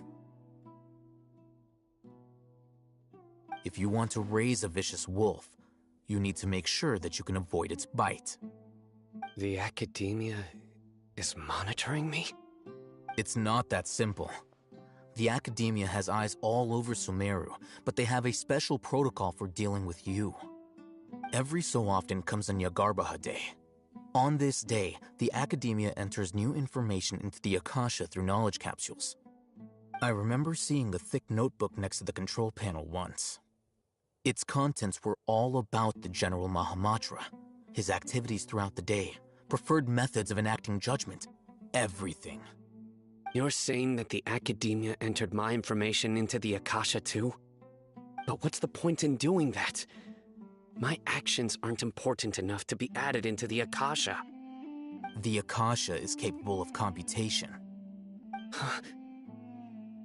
The Akasha's algorithms are entirely capable of predicting your movements using the data entered. When you would depart, the route you would follow, your destination. It knew all of this. It predicted my every move. The Academia has been watching you longer than you think. However, the fact that you resigned is proof that their suspicions were well-founded. So that's how it is. Sino adheres to his principles so strongly that he's actually a thorn in their side. Tenacity of will and steadfast faith are worthless to the Academia. They need scholars who are easily pliable and mindlessly go after anything they can profit from. Sino, don't take it to heart. This just proves how much of a trustworthy ally you are. They escaped because of me. Don't blame yourself. It's not like any of us would have known.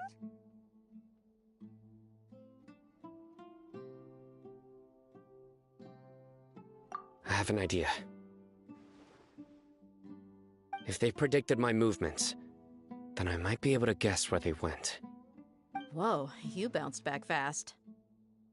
There is always an opportunity for safety after danger passes. Oh, so that's how it is! Paimon gets it now! If the Academia is trying to avoid Cyno, then the safest place would be...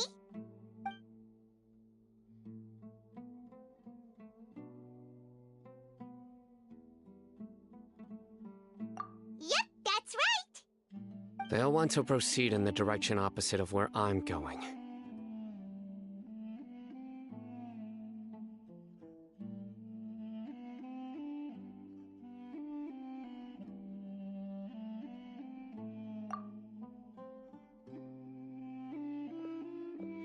I must go. There's also something I want to investigate. Let's go, guys! After him! Please, wait! I want to go too!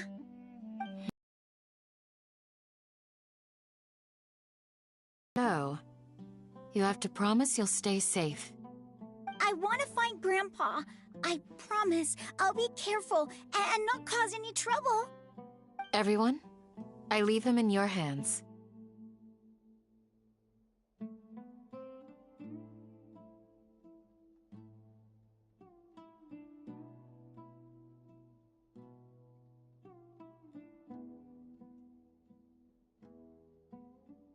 Yay! Let's go! Remember to pack some food with you!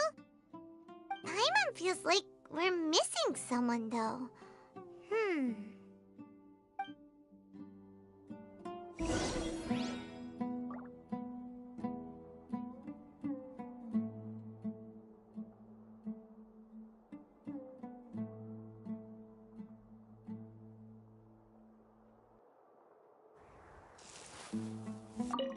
I'll be awaiting your good news.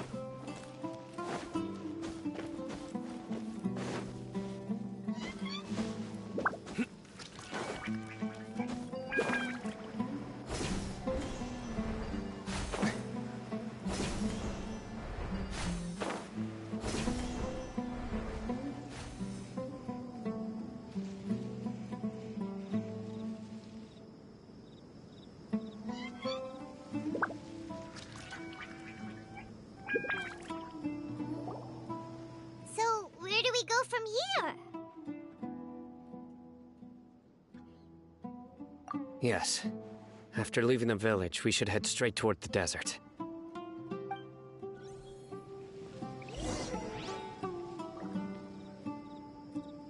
I know the desert like the back of my hand. Is that because you play here a lot? Yep. One time, Grandpa almost got lost in the desert, but I was the one who brought him back.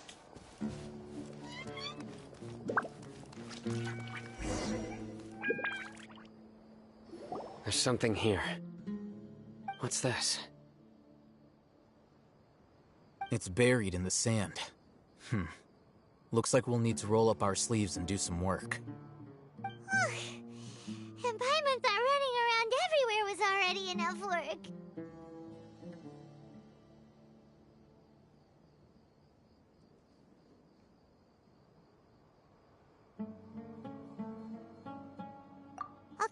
Okay. So, we have to dig it out? Whatever's down there, it looks like it's buried really deep.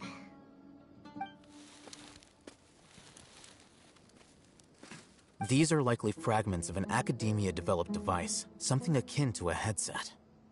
Looks like there were more than one village keeper. They must have been escorted this way because there are device fragments scattered around here. Let's split up and search the area. Chances are that we'll find other things nearby.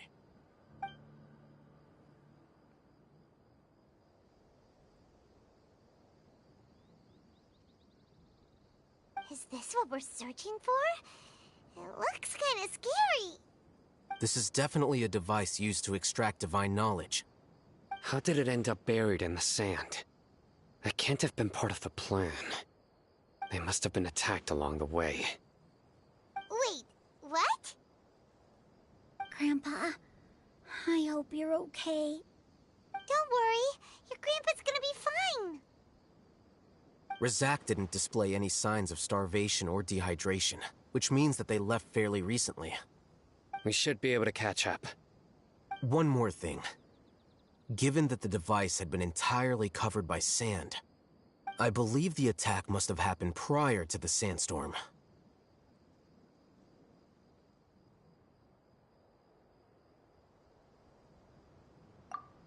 Let's keep going. They can't have gone far.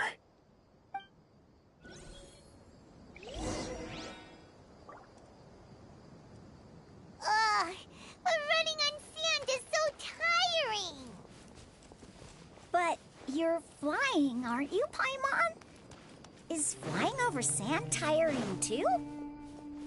Of course it is!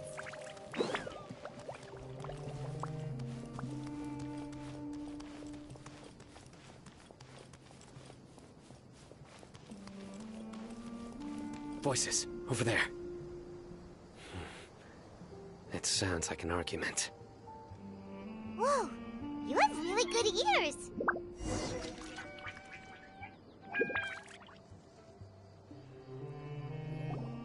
Don't get any closer. They'll notice us. Dia's talking with the Eremites? Very interesting. Let's listen in.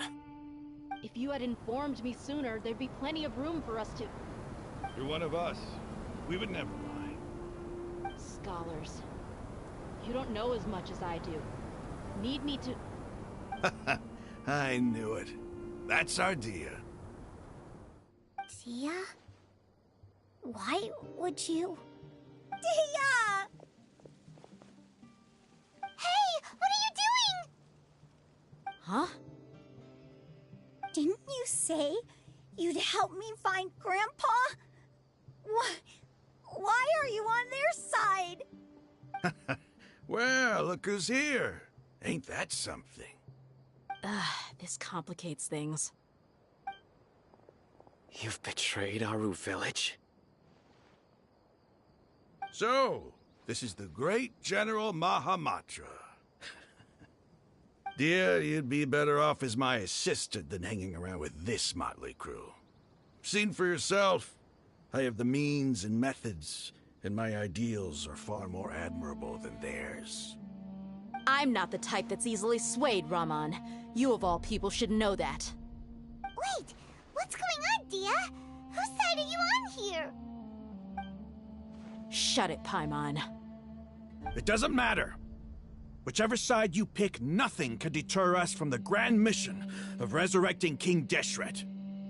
Once our Lord of Old returns to this land, we will have a new beginning. Face the facts, Rahman. It's not gonna happen. You should understand that more than anyone. Have all your years as a merc taught you nothing about placing hopes in a ruler? I'm a desert dweller and a proud follower of King Deshret. Whether I live by the edge of the sword or in peaceful comfort, my soul will always carry this conviction. It's not too late yet. The village keep... Mad scholars aren't gonna bring King Deshret back to life. You don't understand, my dear lady. Pursuing our faith is our purpose in life.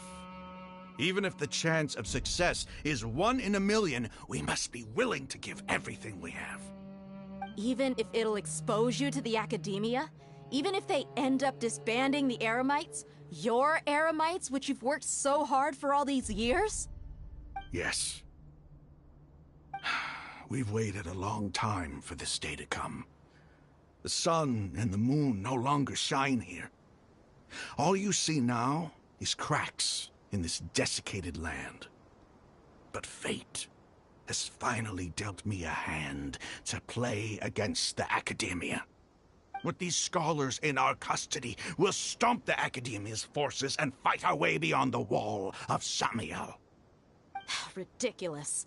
Think about it. The Academia controls the entirety of Sumeru. Your powers are negligible in comparison. If you still don't believe me, then try asking these 2 men. They're also against the Academia, but neither of them are as arrogant as you are. They look more like pawns of the Academia to me. Why would I listen to say? Filthy traitors. Your god abandoned all honor and betrayed King Deshret. We desert dwellers will never trust the likes of you.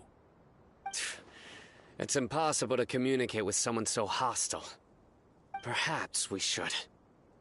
Do you really believe that by kidnapping the scholars, you'll be able to negotiate with the Academia?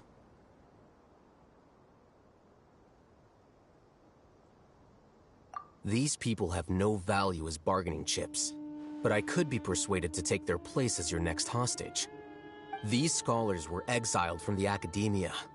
I, on the other hand, am their current scribe, and will be a much greater asset to you. Wait, you can't be serious. So, you want to trade places with the hostages, do you? Precisely. Any wise person would gladly accept my offer.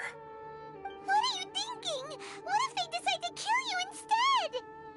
Well, that would be bad luck for me. However, I'd get the chance to observe the scholars, perhaps even find out the truth. Think you can talk me over with that confident look of yours? I'm not trying to persuade you. I'm using this as a means of joining forces against the Academia. You are the scribe. What do you have against the Academia? Not all desert dwellers believe in King Deshret, and the same applies to the Academia. Why must all knowledge seekers approve of the Academia's way of doing things?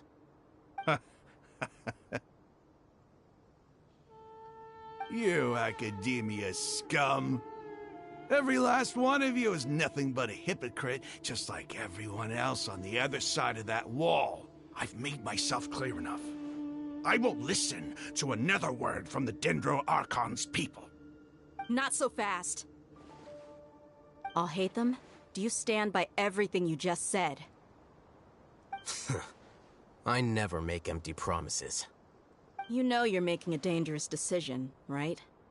I do. Good. Rahman, hear me out. These people are my friends. Maybe you can't take the followers of the Dendro Archon at their word, but what about me? Do you trust me? We've known each other for years. Of course I do. In that case, I'm willing to vouch for their honesty with my right arm. Come on, Rahman, don't be a coward. If you're serious about taking on the Academia, you need to steel yourself. You can't be afraid. An arm from the Flame Mane. You've piqued my interest. But what if you refuse to oblige? What should I do then? No one's a fool here, Dia. We're mercs. The mercs don't tend to live long unless they have their wits about them. You're not wrong, but this is different. I promised my friends that we'd bring back the village keepers together. Let's do it right here, then. Give me your right arm as proof of your resolve. Don't listen to him! He's not even trying to negotiate! He just wants to make things more difficult! That's fine. Are you crazy? We came here to save lives. One arm for that many people is still a pretty good deal, if you ask me. Rahman, I'm holding up my end of the deal here. You'd better not let me down. Sure. Go ahead and cut off her right arm.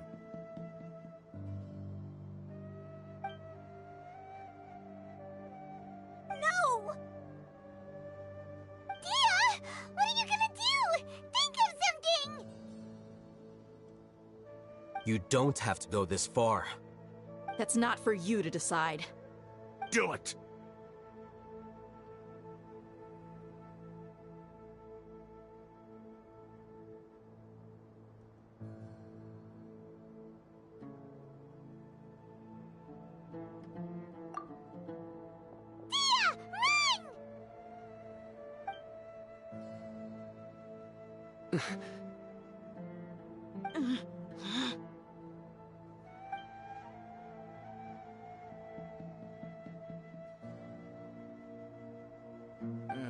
Stop!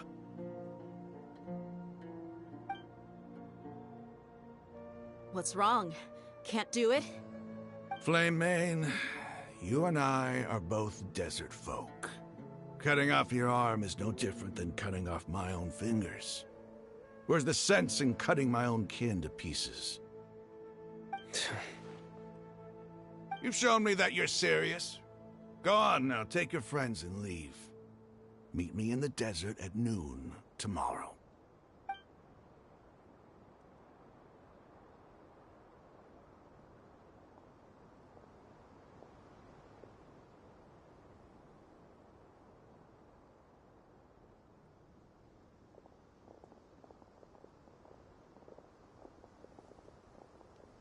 Phew.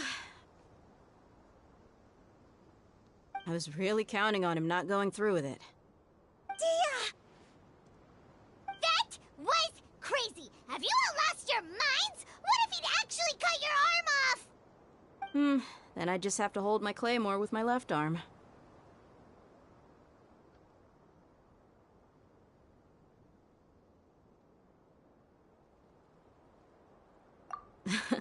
Okay, I'm sorry. But sometimes when you're out on a limb, you gotta double down to seal the deal, you know? Don't ever make a promise like that again. I can deal with the likes of them. If it came down to it, you would not lose to them either. I don't doubt it, Sino. But this is about more than me and them. There's a lot more where they came from. Even if we got rid of one bunch of radicals, there are others out there. Wiping them out would do more harm than good. As you wish. I'm sorry, Dia. I should have stayed put and listened. I should have trusted you. It's okay. I promised you I'd help find your grandpa, so I'll do whatever it takes. Whatever it takes? You just might be scholar material. Huh? Are you serious? The Eremites once said that I was a lunatic. Perhaps a little madness is essential to be successful in research. Why does it feel like he's using his praise for me as an excuse to brag about himself?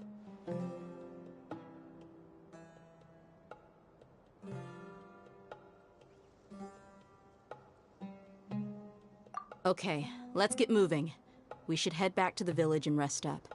Today was just a trial run. Noon tomorrow is gonna be the hard part.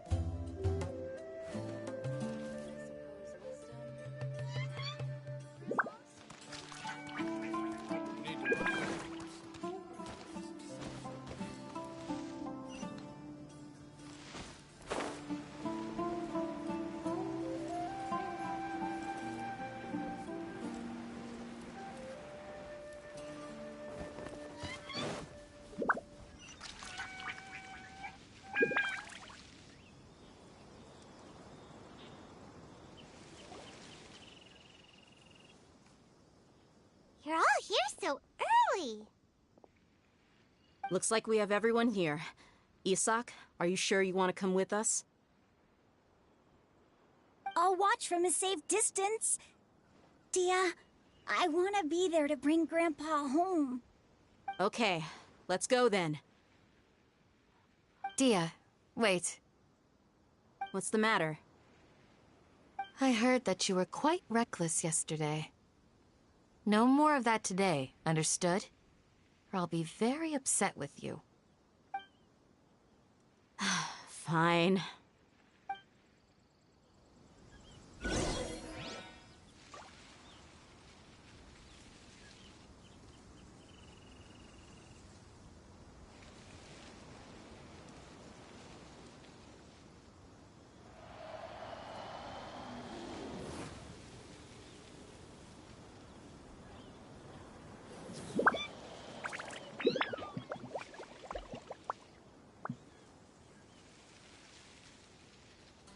When in Aru village, please respect the local customs. Luck can swing the results of a single game, but it's bound to run out sooner or later.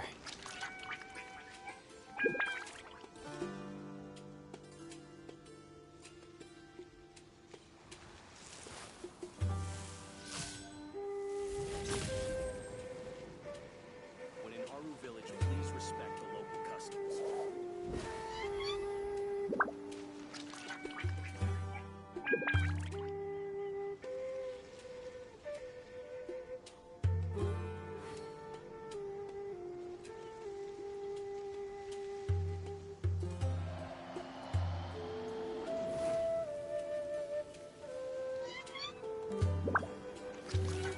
When in Aru village, please respect the local customs.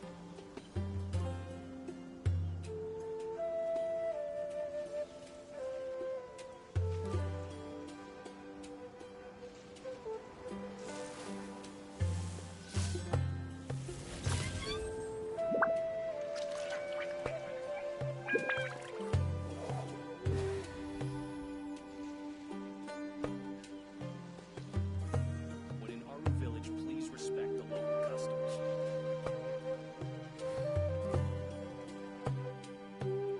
I do try to lighten the mood sometimes, but I'm not the best judge of other people's sense of humor.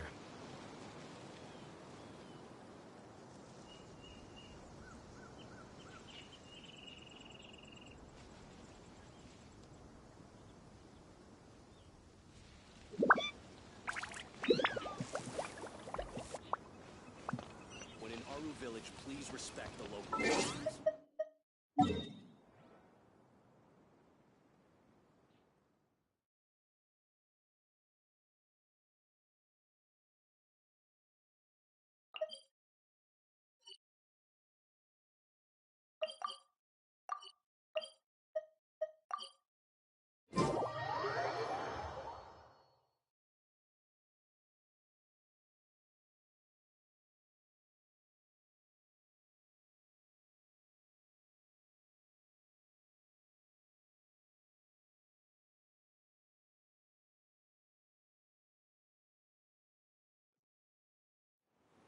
A familiar sight.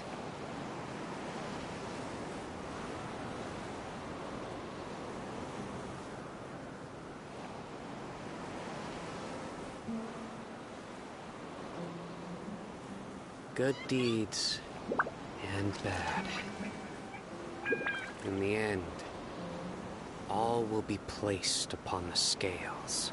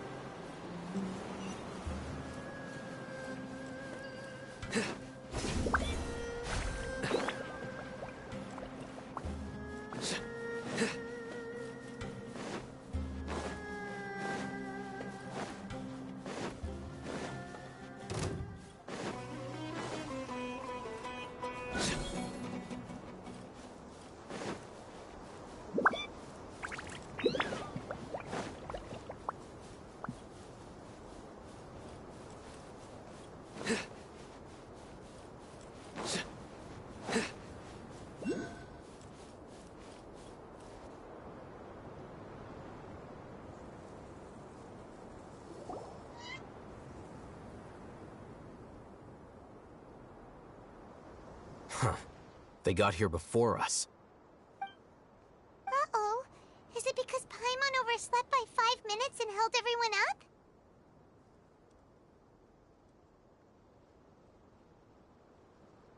Is everything ready? Absolutely. Although, you brought fewer people than I imagined. Bring him over.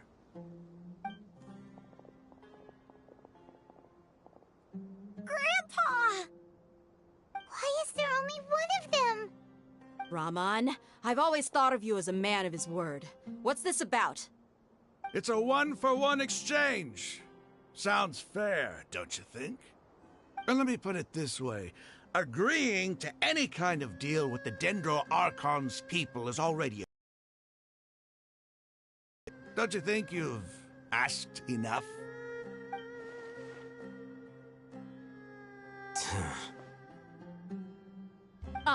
You stay right there!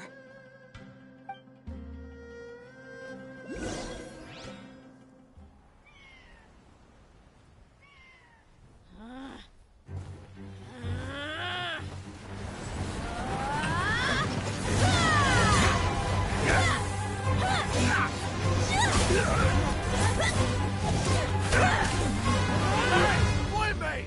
What do you think you're doing? Grandpa! Don't you see this blade here? You coward! Why are your hands shaking? Wait a second! It's a earthquake! Grandpa!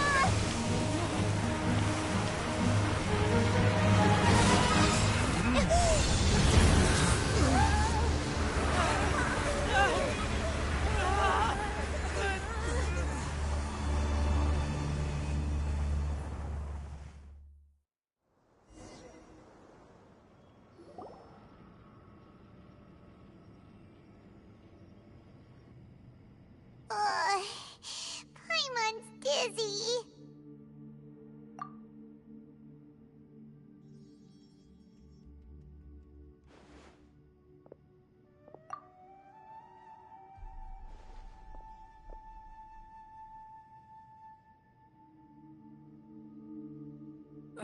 This day's going just great.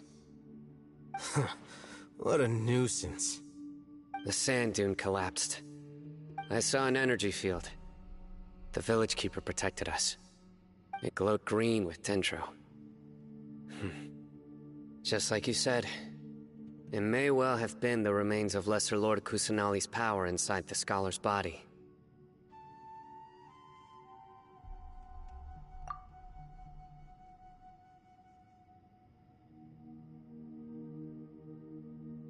The Dendro Archon. The present one. Grandpa? Grandpa? Oh no, he's getting confused again. Hey, look around you.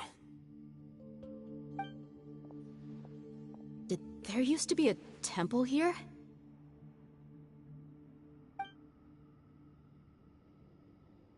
It seems that when the sand dune collapsed, it exposed these underground structures. The symbols on the gate belong to King Deshret's civilization. This structure must be ancient. Over time, the sandstorms completely buried it and left it in the state we see now. It could have been an underground palace in the distant past. Oh, a miracle. Praise King Deshret! What's he doing here? And his men too? They must have fallen down here with us. Pretty lucky if you ask me. Most of them seem in really bad shape. Except for him. He got off lightly.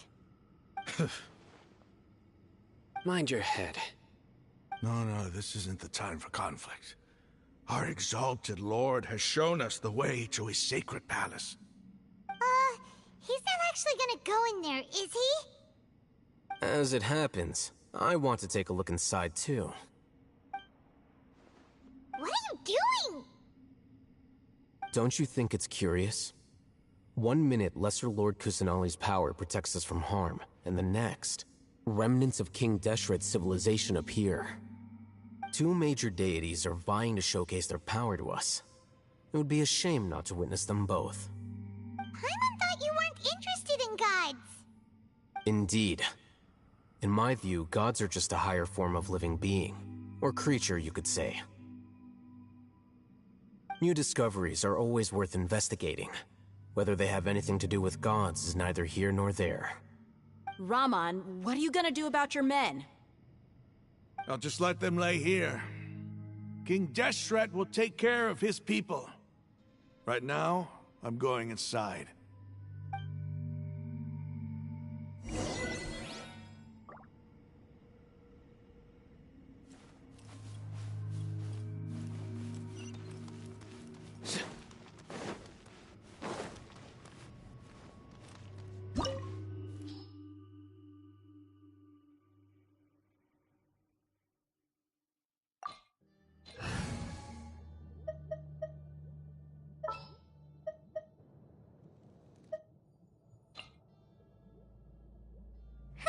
Need my help as usual?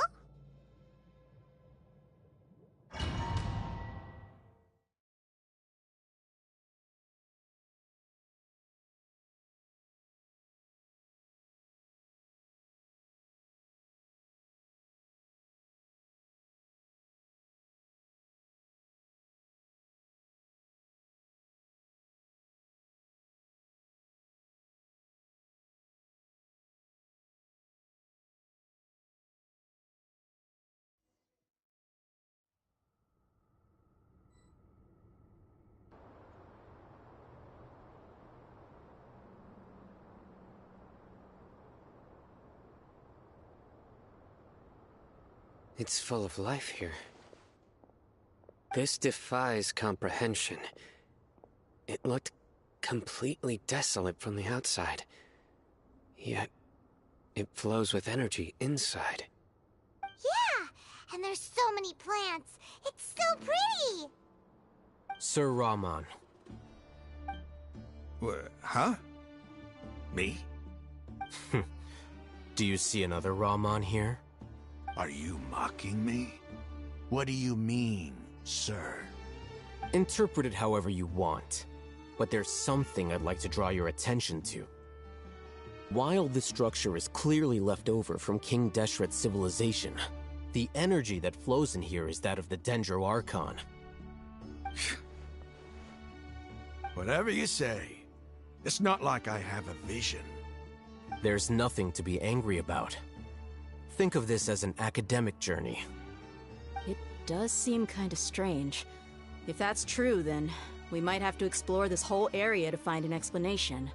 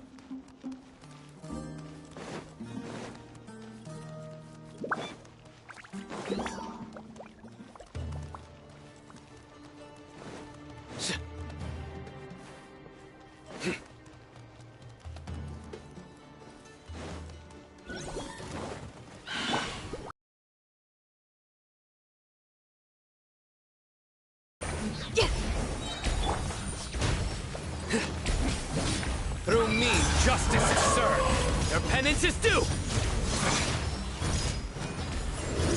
You stand condemned.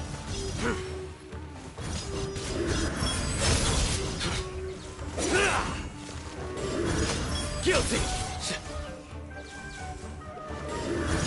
Your penance is due.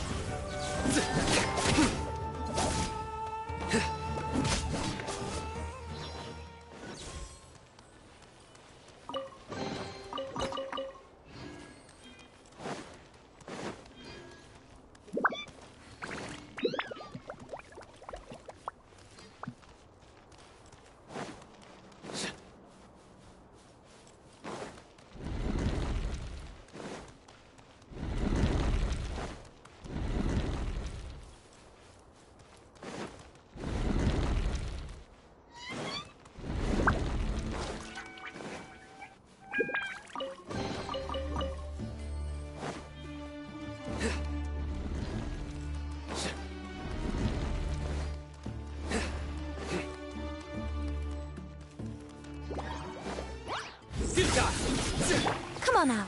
Right here. Emerge. Yeah! Look at you, Boozound! Surrender!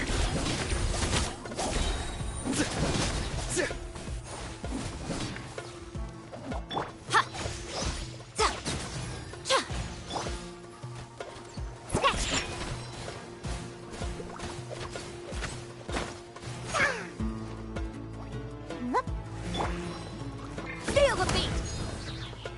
Show them.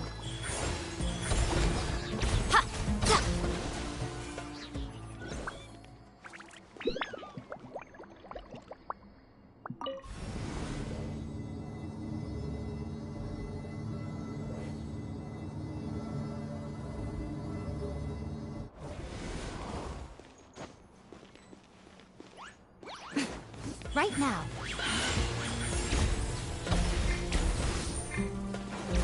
Pyrotechnics! Time to rock! Nowhere to run! Your sins weigh upon your soul!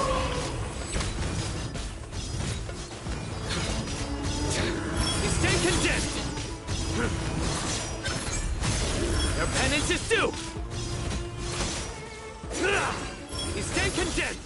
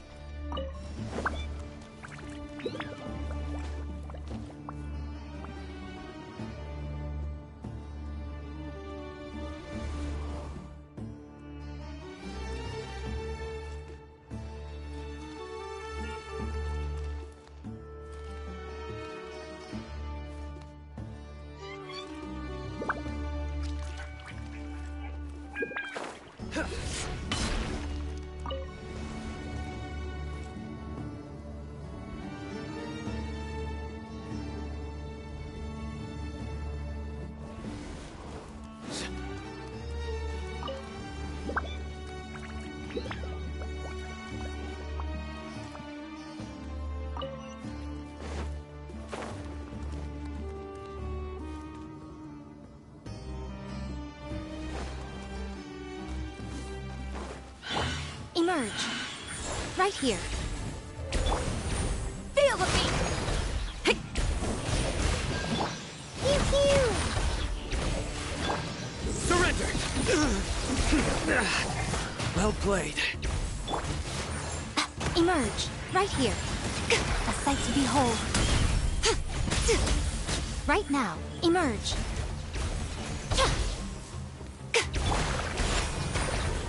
Sayonara special! Hey, not the guitar! Amp it up! Right now.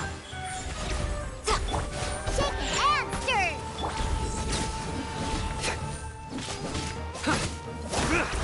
Come on out. Emerge. Right now.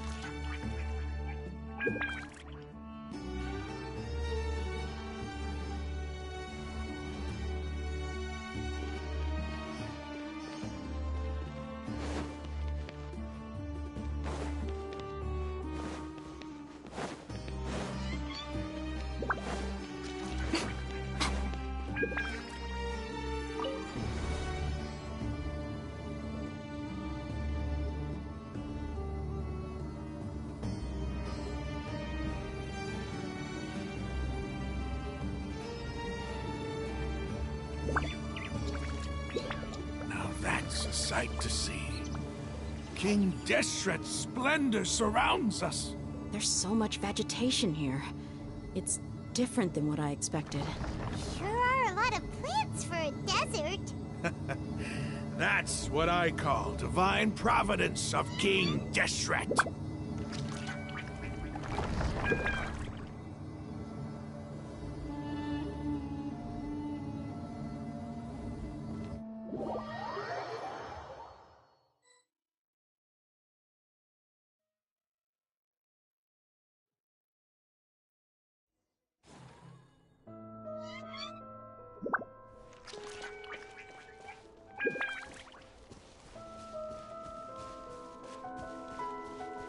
It's getting brighter!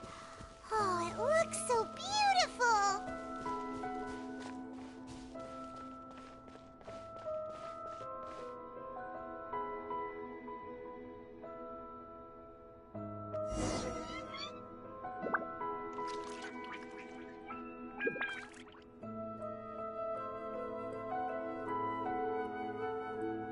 Wait. What's that?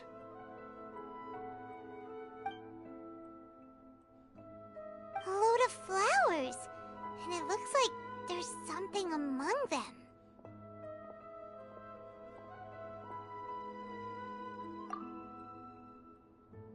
These are King Deshret runes. They left something behind. Yes. It's an elegy written in an ancient script. What does it say? Here lies our faithful priest Kasala. His wisdom is a miracle among the people, deserving of high praise and admiration. You can read ancient King Deshret script? Of course. Every student needs to master at least 20 languages before they graduate. He's not serious, right? There's still something off about this place. The elemental energy here is too concentrated. The scent of life. Is it trying to tell us something? Is this it? Analyzing.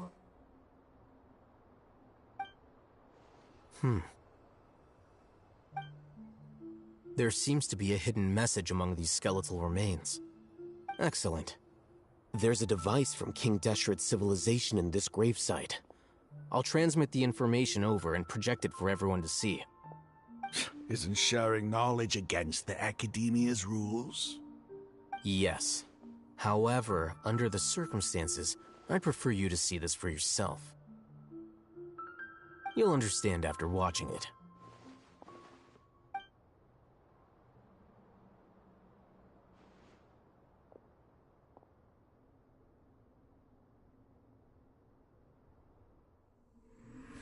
Civilization is born of knowledge, but so too can knowledge be its demise. A disaster caught us unaware. It was knowledge that did not belong to this world. King Deshret brought this forbidden knowledge into our world, and it quickly spread like a plague. People's minds were filled with crazed whispers. Dark gray scales spread across their bodies. Even the land was stripped of its vigor. Only a desperate, deathly silence remained. Were it not for greater Lord Rukkhadevata from the forests, the damage would have been irreversible. She summoned the priests to build temples and infused into them the divine power of life.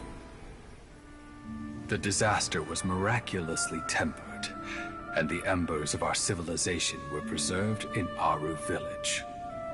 Alas, the miracle could not last. As long as forbidden knowledge continued to exist, it would forever blight this world. In the end, the proud king of the desert, my eternal lord, chose to sacrifice himself. I have spent my whole life since guarding one of these many temples. But now, my duty is coming to an end. As I close my eyes for the final time, the sight of that noble deity will appear in my vision once more. In helping King Deshret to eradicate forbidden knowledge, she exhausted her strength, and her form became that of a small child. How strange. Now that I think of her, I no longer have any fear of death, for I sense that the spirit of life will abide with me during my eternal sleep. Children of the desert, cling no longer to past grievances, but hold tight to the memory of this act of benevolence. What was that? The priest's memories. No, impossible. Greater Lord Rukkhadevata. So the former Dendro Archon and King Deshret were never enemies at all. But this doesn't make any sense.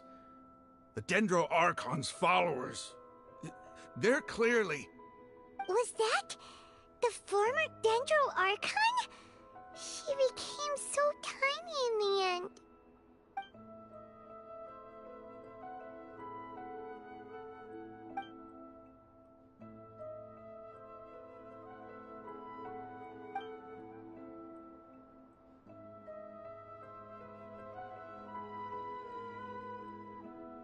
You might be distrustful of the Akasha, but there's no reason for you to doubt King Deshret's technology.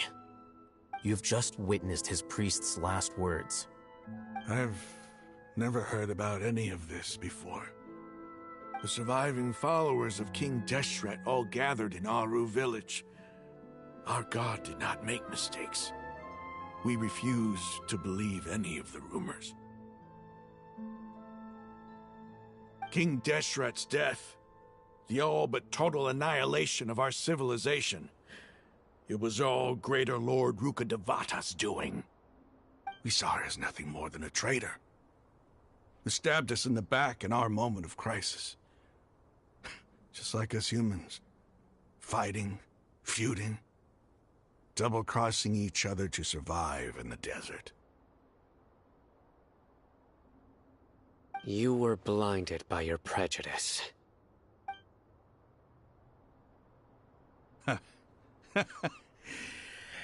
If I hadn't seen this for myself, if I hadn't witnessed his last words with my own eyes, ears, and heart, how could I ever begin to accept this? The truth is so far from what I've always known. Am I really supposed to believe that after all these years, all this time seeking revenge, suddenly now my enemy is my savior? Raman, that's enough. Give it a rest. You're starting to make a fool of yourself. Dia, tell me, my Eremites and I, what are we even fighting for?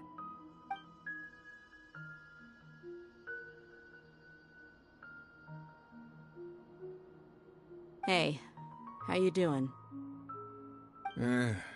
I'll live. Thanks. I should probably go. Can't just stay here forever. What's your next move gonna be? Oh, I know what you're going to ask. I feel deeply ashamed of everything I've done. You'll get everything you're asking for. But please, give me some time. After everything that's happened here today, somehow I need to explain it to the others. It's not gonna be easy. Well, I guess that's for me to deal with. Dia, this is where our camp's located. Make a note of it. When would be a good time for us to go? Tomorrow, I'll convince everyone that we're all on the same side. And I'll return every last one of your your village keepers. We'll share our other resources with you, too.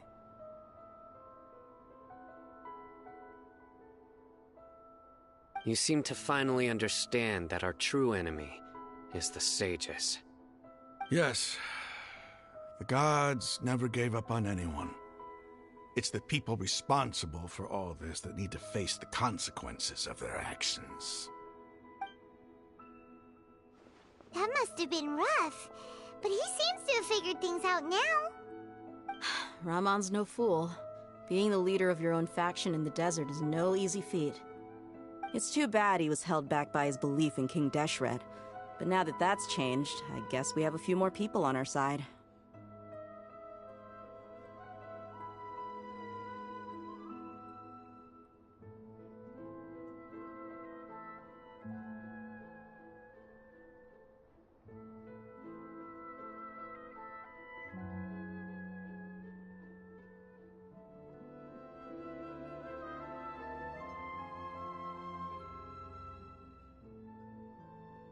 The outcome, at least, is favorable. We should get going too. Let's head back, have a proper meal, and a nice, long sleep. We'll need all our energy tomorrow.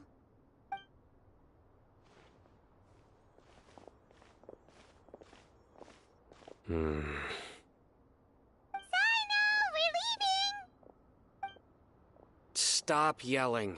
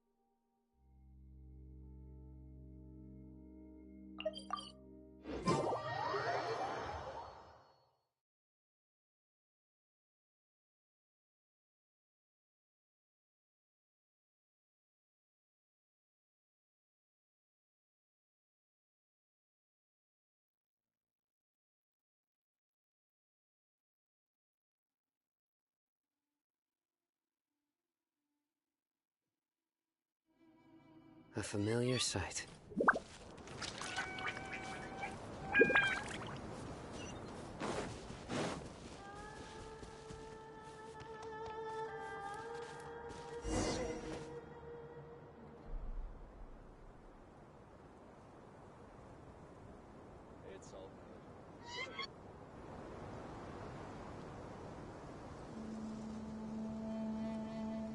Raman, we're here. Everything's been arranged. Someone will bring the village keepers back to Aru village shortly. I guess all I can say now is thanks for agreeing to help. Don't mention it. I think we can both agree you went to hell and back for it. But we share a common cause now. From here on out, we're allies. Where are the perpetrators? I'll bring you to them. Follow me.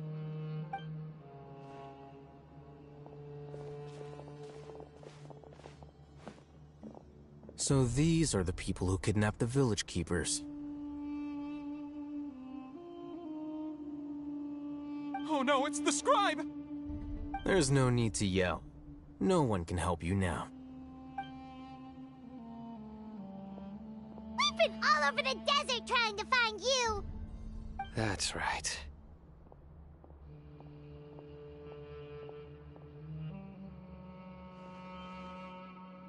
General Mahamatra?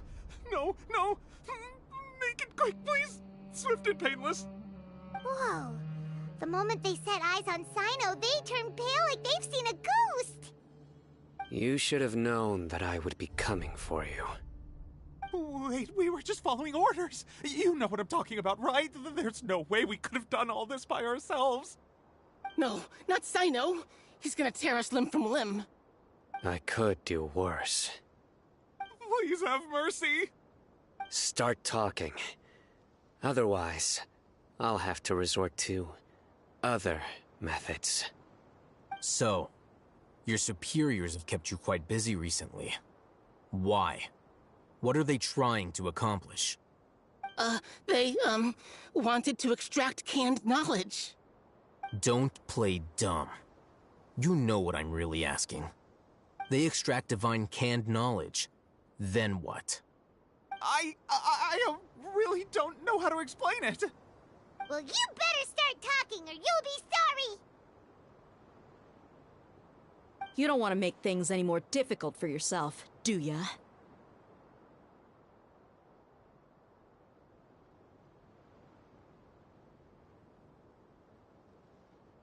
Be my guest.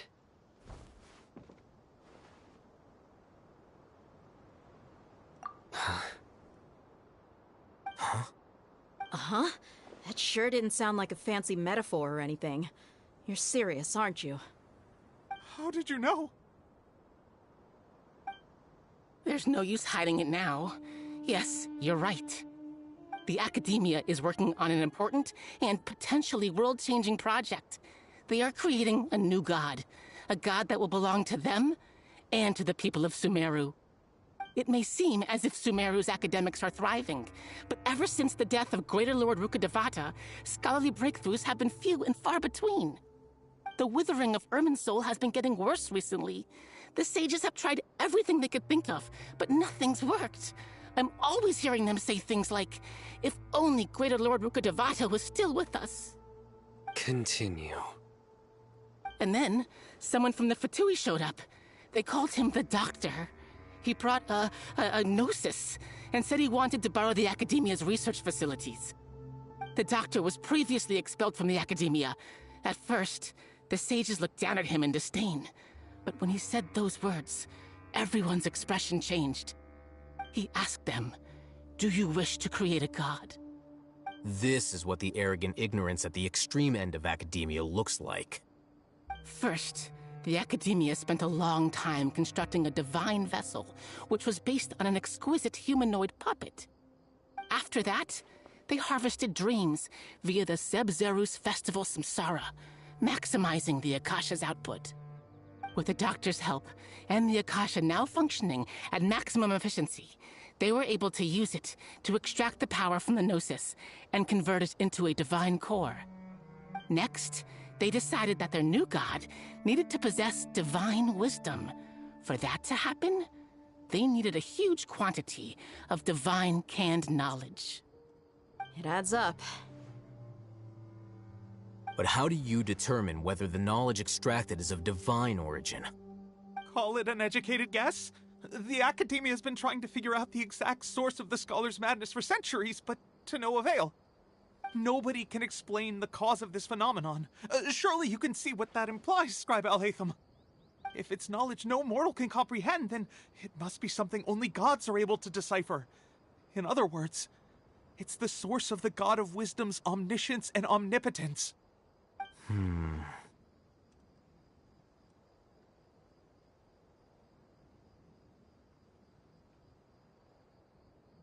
You must have noticed by now. The Academia doesn't care about who their god is. It's the ability to exercise control over knowledge and wisdom that matters. It is as if they are cursed with a desire for omniscience and omnipotence that burns in their blood. Some organisms demonstrate phototaxis, and thus orient their entire lives in respect to sources of light. For the sages, their only source of hope is the existence of a deity who embodies the acme of wisdom. This is but a form of phototaxis. For many scholars, the absence of a god of wisdom means stumbling in the darkness for the duration of their lives.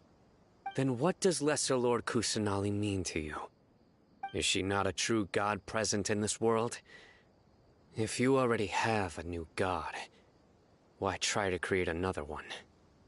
From the beginning, the Academia has never treated her as a god.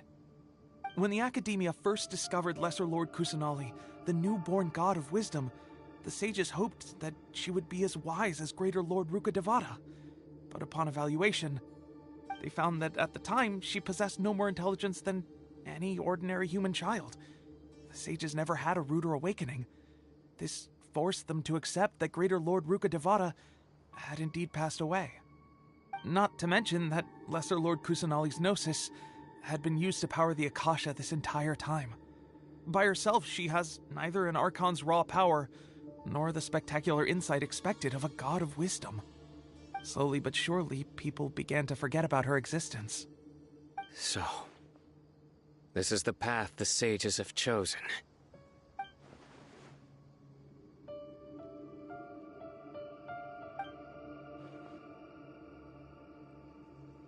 All right, let's try to keep our cool. If everyone's in a bad mood, then let's change up our scenery. Rahman, give me a few men to help us escort the village keepers back to the village. And these two scholars, they're coming too.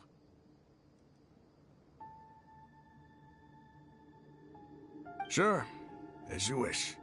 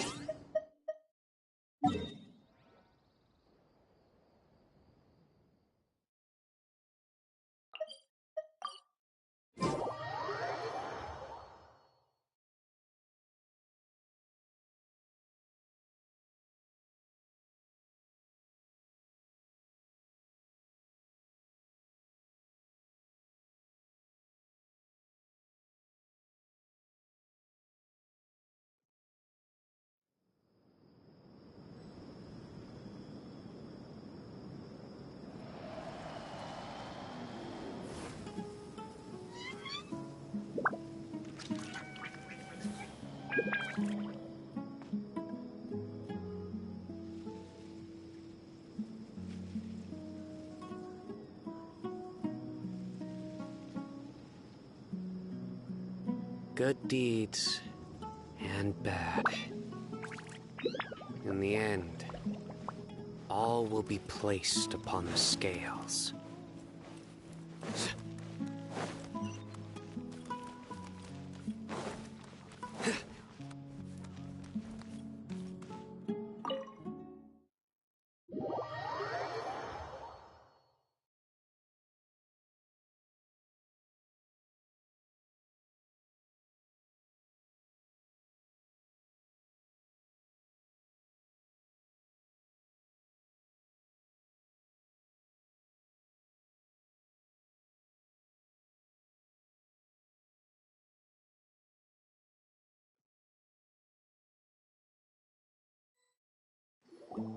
The village keepers you've found have all been returned to their homes, and each one has a dedicated caregiver to look after them.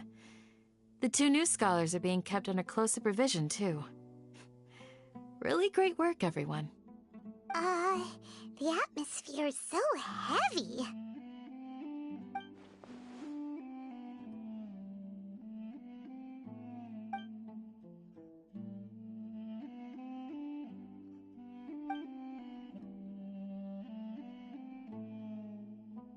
Hey! Say something! Stop spacing out! Come on, is there nothing left to talk about? In that case, let's all get some water and try to think about something else. Or I can go fetch some snacks. Oh, Paimon's so coming with you! Do you have any plans, traveler? Gods above, you're not talking about work, are you?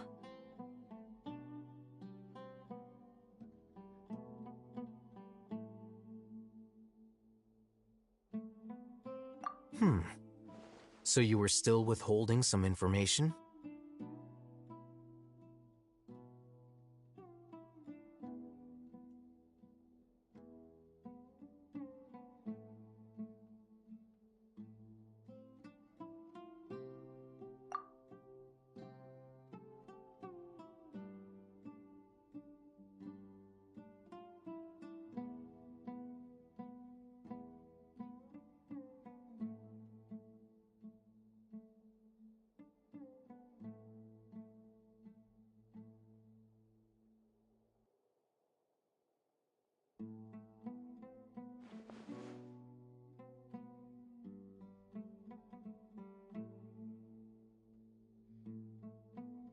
Even though we lived through all of this firsthand, it still feels super surreal to hear you talk about it again.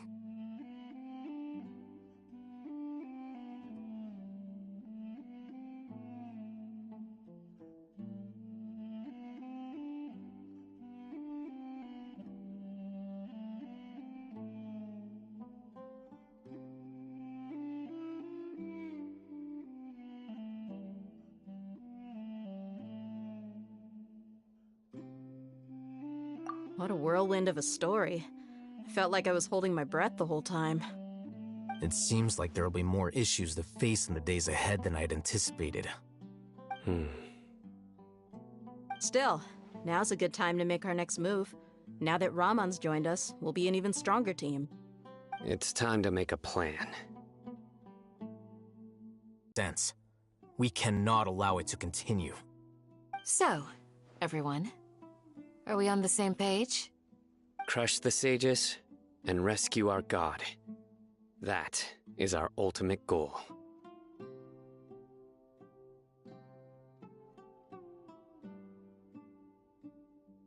Well, let's brainstorm a little more about what other resources we can draw on.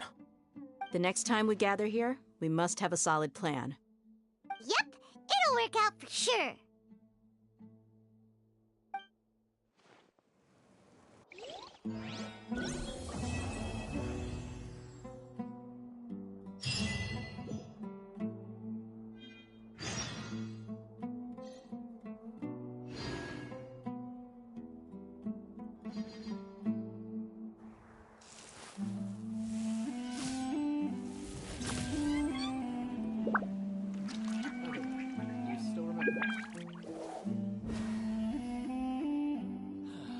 Your memory is far superior to mine.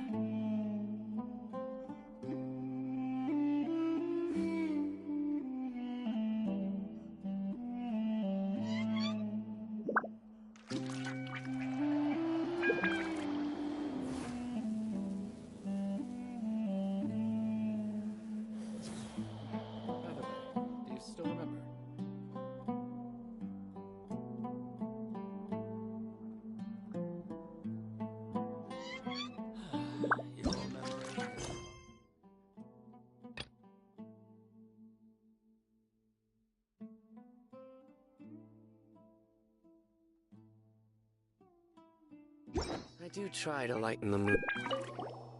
Don't rush. This is a big undertaking, and the planning and preparation for what lies ahead will no doubt take some time. Take it slowly. We need to make sure the plan is as effective as possible. He's starting to read his book again. Hey, are you even listening? Would you like me to lend you something to read? No way! Your books aren't quite to Paimon's tastes. I was joking. I know my books are far too difficult for you, and I have no intention of lending them out. Ugh, you're so annoying!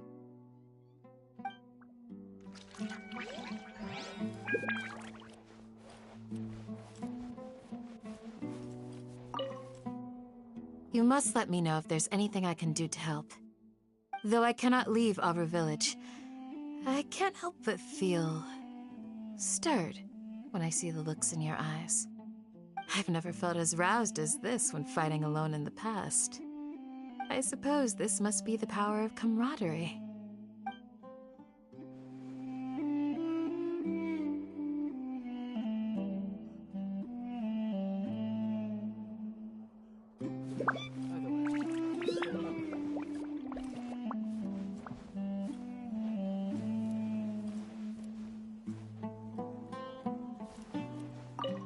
The past few days have been some of the most challenging work I've ever taken on.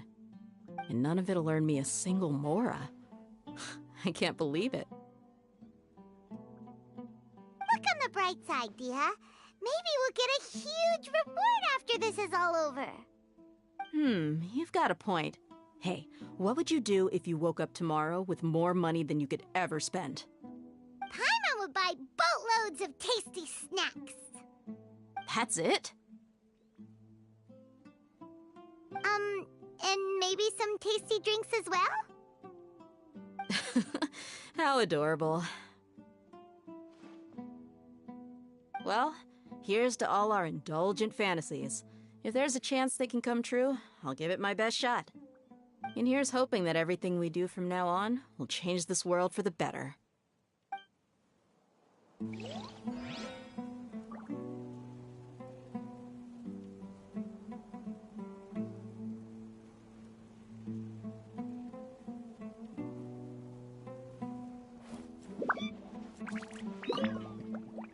In the past, I never imagined that even the gods could suffer from hardship.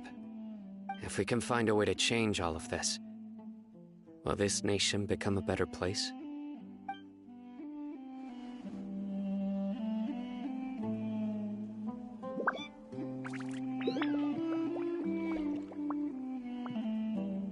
Hello there. Is there anything you need?